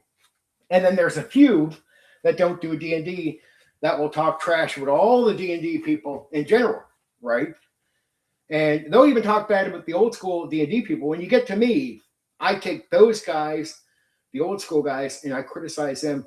But I also give out fair criticism to the new school too. So I hit everybody, right? But I hit them too. I don't let the certain people off the hook, right? And even worse, I see me put out criticism that's clearly aimed at old school people. And guys will come by like, yeah, the new school guys are like that, but we're not. I'm like, actually, dude, the video is about you. Oh, like Darren the Headlights lost. Like guys just don't realize. They listen to it and they just expect them talking about new school people. And I'm like, no, I'm actually talking about you. Like the critique is at you. Though I still think there's money. I have 2 videos out that I think are 2 of the most valuable videos you could ever imagine if you know anything for real little games. Like it will take people years to realize how good they are. My flow video is money. My flow video is magic. That's when you wonder what we're all looking for in the hobby. My flow video explains it in detail. The sandboxing video for D&D, man, that's a powerful video. Most people are going to realize that over time. Not now. I won't get my credit right now. And by the time they realize it, here's what's going to happen, Black Rose. Other YouTubers are going to pretend that they knew all this stuff when they didn't. And they're all going to talk about sandboxing the way I did, as if it were their idea and I don't exist. Wait till the flow. Wait till they figure out the flow thing. This will happen about a year or two. I swear. I'm telling you right now, Black Rose. So me and you can, I can show you streams where they're going to do this. They're going to talk about the flow as if they originally came up with these words, and they're going to act like I don't exist and talk like they've understood this the entire time. But yet, go to these guys and check out the history of their content. You're going to realize they had no idea what the flow is. They even contradict my statements on it. That's how much they don't understand it. Sandboxing, proper, real sandboxing. Go check it out. By the time they realize the value of it and pretend that they knew this all the time and like they're giving out the advice the first time and ignore me, check out the history of their content. They're going to actually have statements that seem to make it well aware to everyone that they had no idea that this was what sandboxing was properly. Like they had no idea. They were clueless. But they'll talk as if they came up with it, and like what I said doesn't exist because they'll be copying me. Now, I've done this on so many topics over the years that it's not like an ego thing. It's just that I'll say things 2 years before most of the old school guys will. And I'll say it like years before they do because I understand these things better than they do. Then they'll come out like a year or so later once they realize just what I said and how correct it is. They'll say it and say, like, they'll even act like they're the first ones putting it out there. Like, I'm the one who really started talking about this. They'll even say things like that. I remember idiot vendor Satanus. I'll say one name here. I mentioned immersion because immersion wasn't like it wasn't used in history of gaming, but it was always used for a variety of different things. Though game theory started using the word immersion to somewhat describe what we were doing, to be immersed, to immersion. Though the language was very vague before this, and the word had not been used for a few decades. Game theory comes out using it, but game theory was squashed. When people squashed game theory, I like the word immersion as a way of explaining what we were looking to do. But I realized after it got squashed, nobody used the word immersion at all. They just squashed it with game theory, tabletop role-playing game theory. They squashed the whole thing. So I did 40 videos because nobody was using the word immersion anymore at all. Not from history, not from nothing. I did 40 videos on immersion. Vendor Satanus is sub still to this day to my YouTube channel, right? Here's what he does. He watches. He even comments on some of my immersion videos just to show you he's watching them. I'm not joking. About, I don't know how many months later, like how many months after I did, like I've been doing 40 plus videos on the word immersion. Shauner is alive at the time, talking about like, so, well, immersion means this. He's trying to criticize my new use of the word immersion. So no one else is using it. I am, and even Shauner is acknowledging it and responding to it, right? You can even find videos where Shauner is making fun of my new use of like using the word immersion to explain what we're doing. He's making fun of it because no one else is using it this way. Just me. Now I'm doing 40 videos and nobody's talking with the word at all. And so I did 40 videos. Vendor Satanus does a video. I swear he's subbed to my channel. He's commented on some of my immersion videos. And at the end, he comes out with a video going, let's talk about immersion gameplay, my new theory. And when you go into the video, he says, well, no one's really thought about using the word immersion to explain what we're doing, so I'm going to do that. Dude, I just did 40 videos doing that. You watch them, you're subbed to my channel, and you comment on some of them. Now you're acting like I didn't say a word about immersion, and you're the one for the first time bringing it up. Now, it didn't work. It flopped on him completely because he sucks, right? Which is good. I'm glad he sucks, but it was one of the most dishonorable, most two-faced, cheap things I've ever encountered with a YouTuber in the old school in a long time. I was like, dude, I got after him. I said, you're subbed to me, you comment on the videos, and now you're bringing out a video saying no one else has used the word immersion to explain what we're doing, so you're doing it for the first time. I said, what about my 40 videos and the videos you commented on where I'm doing it? What about where Shauner is making fun of me because no one else is using the word immersion, and he's actually making fun of me trying to use it? And no, now people casually use the word immersion now. But years ago, when they threw it out with the game theory thing, and it wasn't used from the old 80s, people weren't using it at all. When I did the 40 videos, it's me that got that word to be used again. No one to this day in the old school credits me with the push of that word. Now, everyone talks about immersion casually. Nobody fucking used the word to explain what we were doing forever. And when you go back to the 80s when they're using it, it's in vague ways. When you get to game theory, they tried to use it, something in the vein of what I was doing, but threw it out. When I started using immersion, I remember especially Sean, picking it apart. Now, that's just me and Sean having a back and forth. I love Sean, rest in peace, right? But he picked at it because nobody had used the word immersion to explain what we were doing in any recent time. So he's sitting there making fun of me for using it. Because no one else is. So now everyone uses it casually, even you, Black Rose. But I guarantee it. Where did it come from, Black Rose? Just so you don't know, it came from me. And Vendor Satanist, after watching 40-some videos of me doing it and commenting on some of them, pretended he was the one who was first using the word to explain what we were doing. It was the most two-faced fucking take my fucking content and tried to use it as his own bullshit. And so I constantly see this, like again, seeing a stream the other day, talking about the way I talk about perception, talking about the way I talk about things, never crediting me with being the one that brings it up. Yet, if I get something from, say, Talking to Max, or there's some other panel that brought up a discussion, even if I don't use names, I don't pretend I brought up the ideas. I say I got it from a panel. I say I got a comment from another person, right? Because I'm not two-faced, right? I'm not a piece of trash. So I don't do that.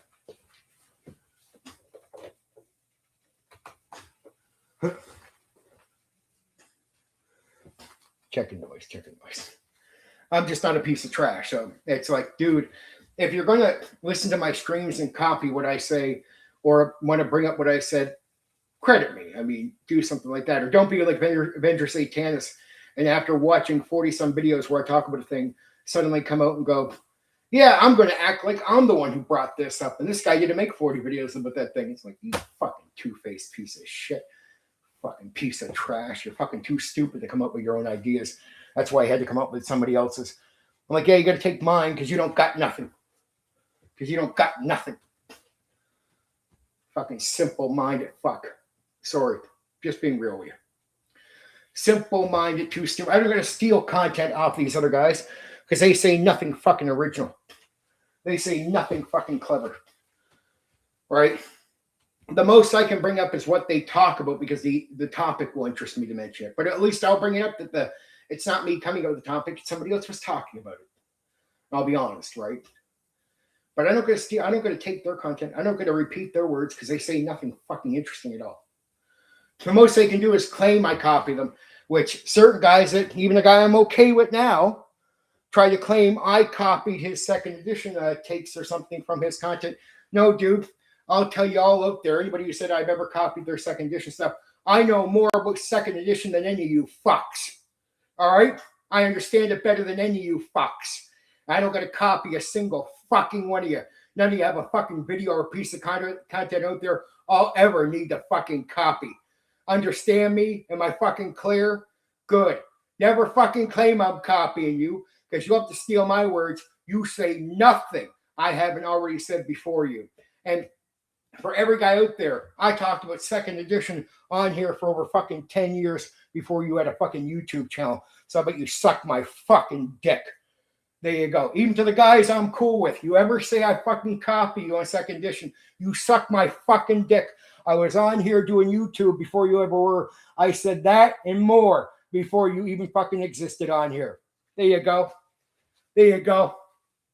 And I know more about it than you do. So don't you fucking pretend that you understand these games better than I do. Are we fucking clear? I hope we're fucking clear. There you go. This didn't get clear with certain people on that. Sorry about that, Black Rose. I like to rant for a second. I love you, though. I love you, Black Rose. That's just to certain people. There are many things I cannot recall from where I heard the game terms used before, but for my part, not watching a big amount of the channels. I know many topics I get from you. Thank you very much. What else goes on in any other communities and whatnot? I don't bother much. I've seen really low value content in many places. That's it. Just simple-minded shit. I say I'm the source because a lot of guys have to say it. It's just, look, the only reason I say it is a bit to poke at them. It's a bit to poke at them.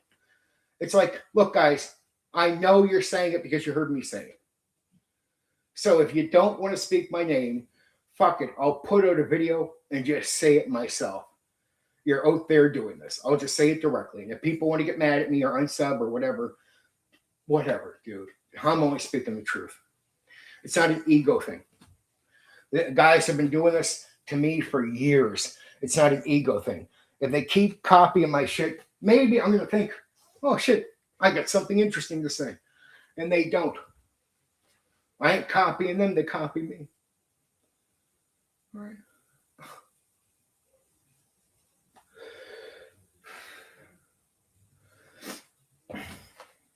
See, I have something they don't have.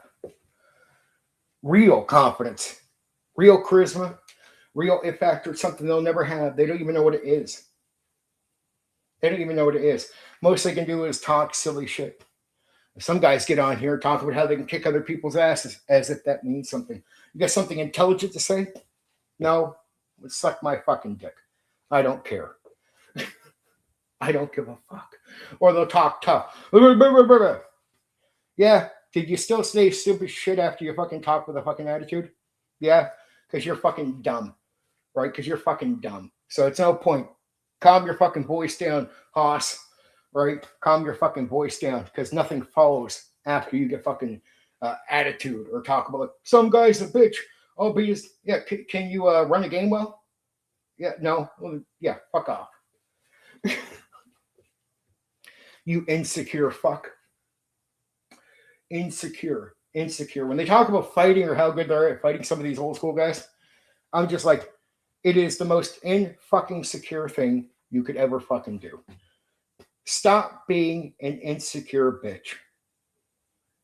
That's it. Stop being an insecure bitch. Right? A real man doesn't have to go on like that, so stop being an insecure bitch. A real man that can handle himself shuts the fuck up about it. All right? A real man shuts the fuck up. Guys who talk with their asses. Oh, they like to open their mouth like, oh, we know this, and other guys don't know. It doesn't matter what you think you know. Stop talking out your ass. It just tells everyone you're a fucking insecure bitch.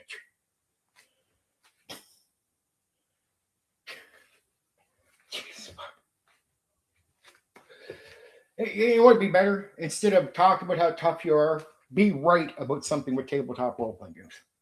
Say something interesting. Teach us something. Teach us something. Teach us something.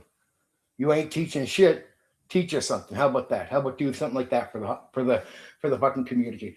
Instead of telling people what they already know, tell us something. Tell us something wise that you figured out that the book material doesn't just tell you.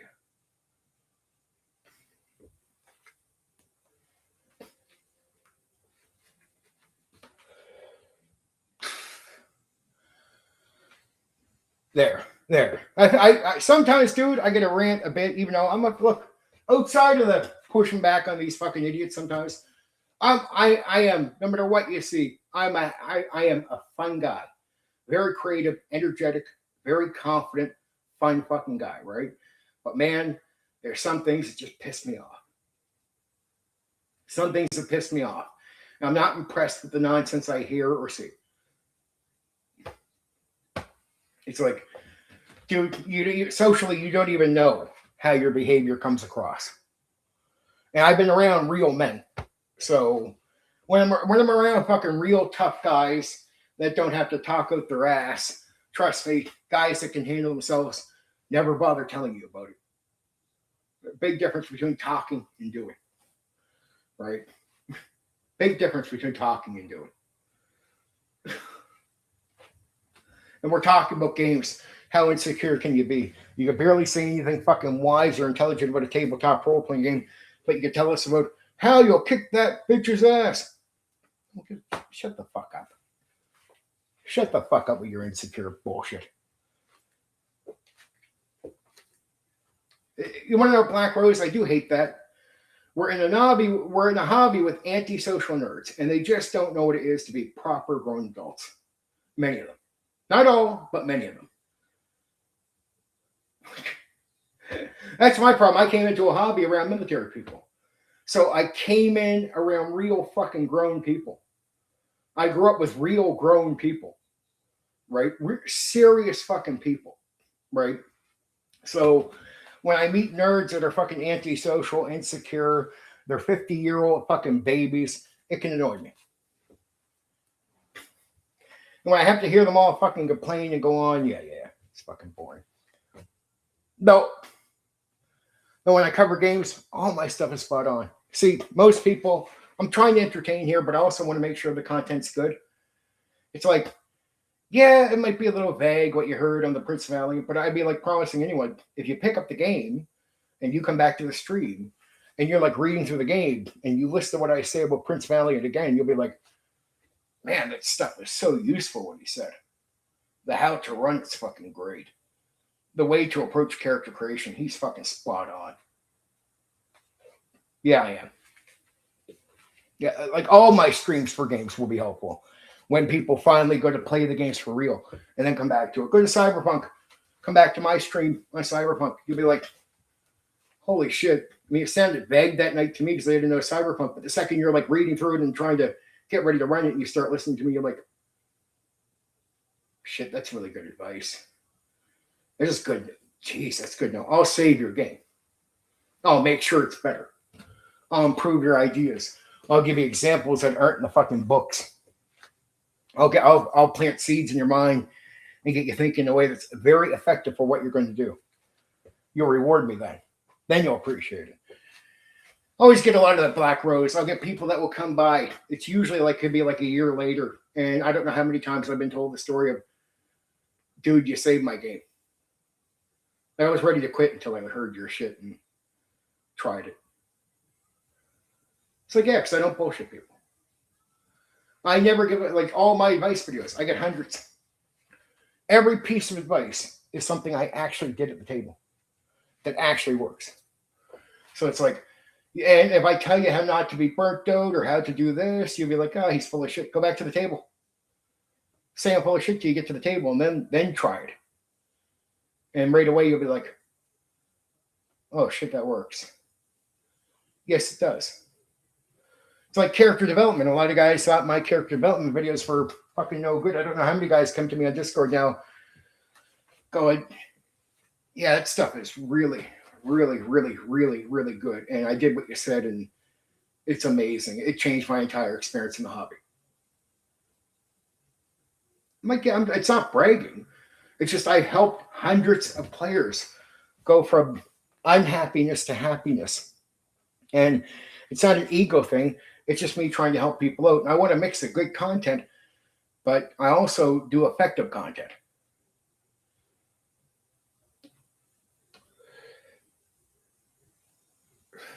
Brainstorming helps you think, of course. And sometimes it's not that you don't come up with similar ideas. It's you come up with ideas, but it's the way to think about the idea, right? Oh, yeah, it's small things. It's planting seeds. It's helping you think. And in a hobby, if you never get in your head that you don't need advice, because it's not always advice. I call everything, I more look at it like brainstorming. And brainstorming, I don't care if you've done this for 40 years. Brainstorming is good. Helps you think. You know, it's just maybe that day you need to hear that thing to come up with the idea. Right? So, yeah, it's very valuable. It's all valuable. And it gets people, and plus I have enthusiasm and energy for the game. So if you're like burnt out or you're thinking, oh, I don't know, go listen to my videos. I'll get you excited again. You'll be excited to play. It's a shame we don't have more people that will speak to me here because it's, you know, I can talk about so much. I can be on so many different things, but it's like some weeks I get to talk about certain things just because it bothers me. I have to get it off my system. It's like hearing another stream for the 8th millionth time repeat my fucking words back to me as if it's their words or their ideas or their thoughts. I just get so sick of it, dude. I'm like, yeah, okay, another fucking stream where thanks for listening to my content. I gave you what you needed. There you go. Glad. You won't mention me. And so even open the door, like, it'd be nice just to hear. It's not an ego boost, but it'd be nice to acknowledge me. It's like, dude, I'm not Baltimore. You can say, I heard Steven say this. And then it might even lead to a conversation where I could come on and talk to you. Right? But if you're just going to sit there and just copy my shit, it's because you have nothing fucking creative to say. I get fucking tired of it. I get tired of it. I don't need it. Like, there is a bit of confidence and ego on my end. There's no doubt. Bit of ego that comes with confidence. Yes, I do think very highly of myself. I value myself very highly, right? And I'm just a realist. Not many guys can think on my level. Not many guys can understand games the way I do. Not these games. Not many guys. Very fucking few people are on par with me. That's the absolute truth. It's not a brag thing. It's just being absolutely fucking real. Barely anybody is on par with me when it comes to thinking about games. Like, barely anybody. So do I think there's something special about me? Well, compared to most people, if you're impressed by them, I'm here. Right? I'm here. So, yeah, I value myself because I know I don't need you to tell me I'm great. I know I am. It's I appreciate when someone recognizes some skill or talent I have. I really do. And you don't got to blow smoke up my ass all the time, but it's definitely appreciate it. Feels good with Black Rose. You come here and you appreciate what I'm doing. And trust me, there's a bit of ego, but there's also me having passion and compassion. And I give a shit about my audience. And I give a shit about helping people in the hobby. And I don't think you ignore the fact, like, it's not like you would deny that, yeah, Steven has some ego, but Steven also gives a shit. And you can be all that at the same time. You can be confident in yourself, think very highly of yourself, and still not be a narcissist piece of shit. Right? And the worst thing is, most people that I meet that are narcissists are fucking people that are down here. And that narcissism comes from insecurity.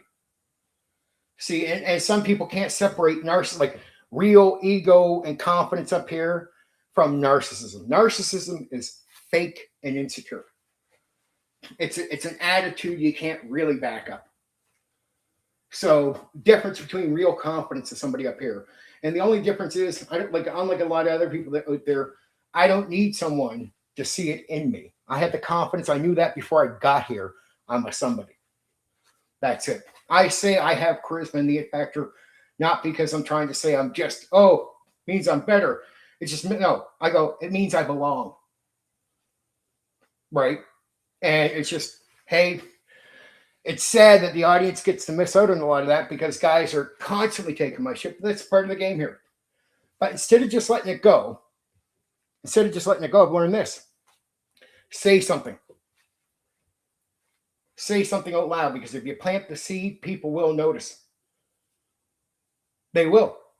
Because they'll hear me say something. I'll make this claim and they'll think I'm full of shit. Then they'll go to a stream and they'll be like, wait, Steven said that. Steven said it just like that. Shit, they're bringing up what Steven said again. Like, if I plant the seed, you're going to notice. You can think I'm fucking full of shit, but trust me, I plant the seed. You'll start noticing. You will start noticing. It's like, wow, the timing of them talking about this stuff. He just talked about that. They're definitely listening to his content. It's just not hard to figure out, right? But you do got to plant the seeds. You can't sit there and be quiet and let somebody walk over you and use you. That's what some of these guys that use me. I'm like, yeah, I seen what their content was like when I wasn't around. For periods of time where I take a time off and I'm not making no videos and I get other things to do in life before I come back, for that period of time, a lot of these guys that are around, their fucking content is boring. Snail pace, fucking boring. And the second I show back up on the scene, heat's here. I don't care if you're attacking me or copying me, but I bring something special to this fucking hobby. And I bring something special to the old school. And without me, a lot of fires wouldn't fucking burn. right? And I'm no Scott Garibay. Trust me, when you just attack, it's out of jealousy. But it gets you going because I'm fucking recognized, right? I'm fucking recognized because I bring the heat, right? That's why. That's why. I get a reaction because I bring the heat. That's it. People copy me because I bring the fucking heat, right? The worst thing is it's not being rewarded for your talent because while I'm the real deal and all these fucking fakes are around, the fakes always fall off. That's why I call them flatliners. The guys will back them up and ignore me because they're mad at me for some slight thing. But then the guy they back up has nothing. He'll flatline and fail them at one point.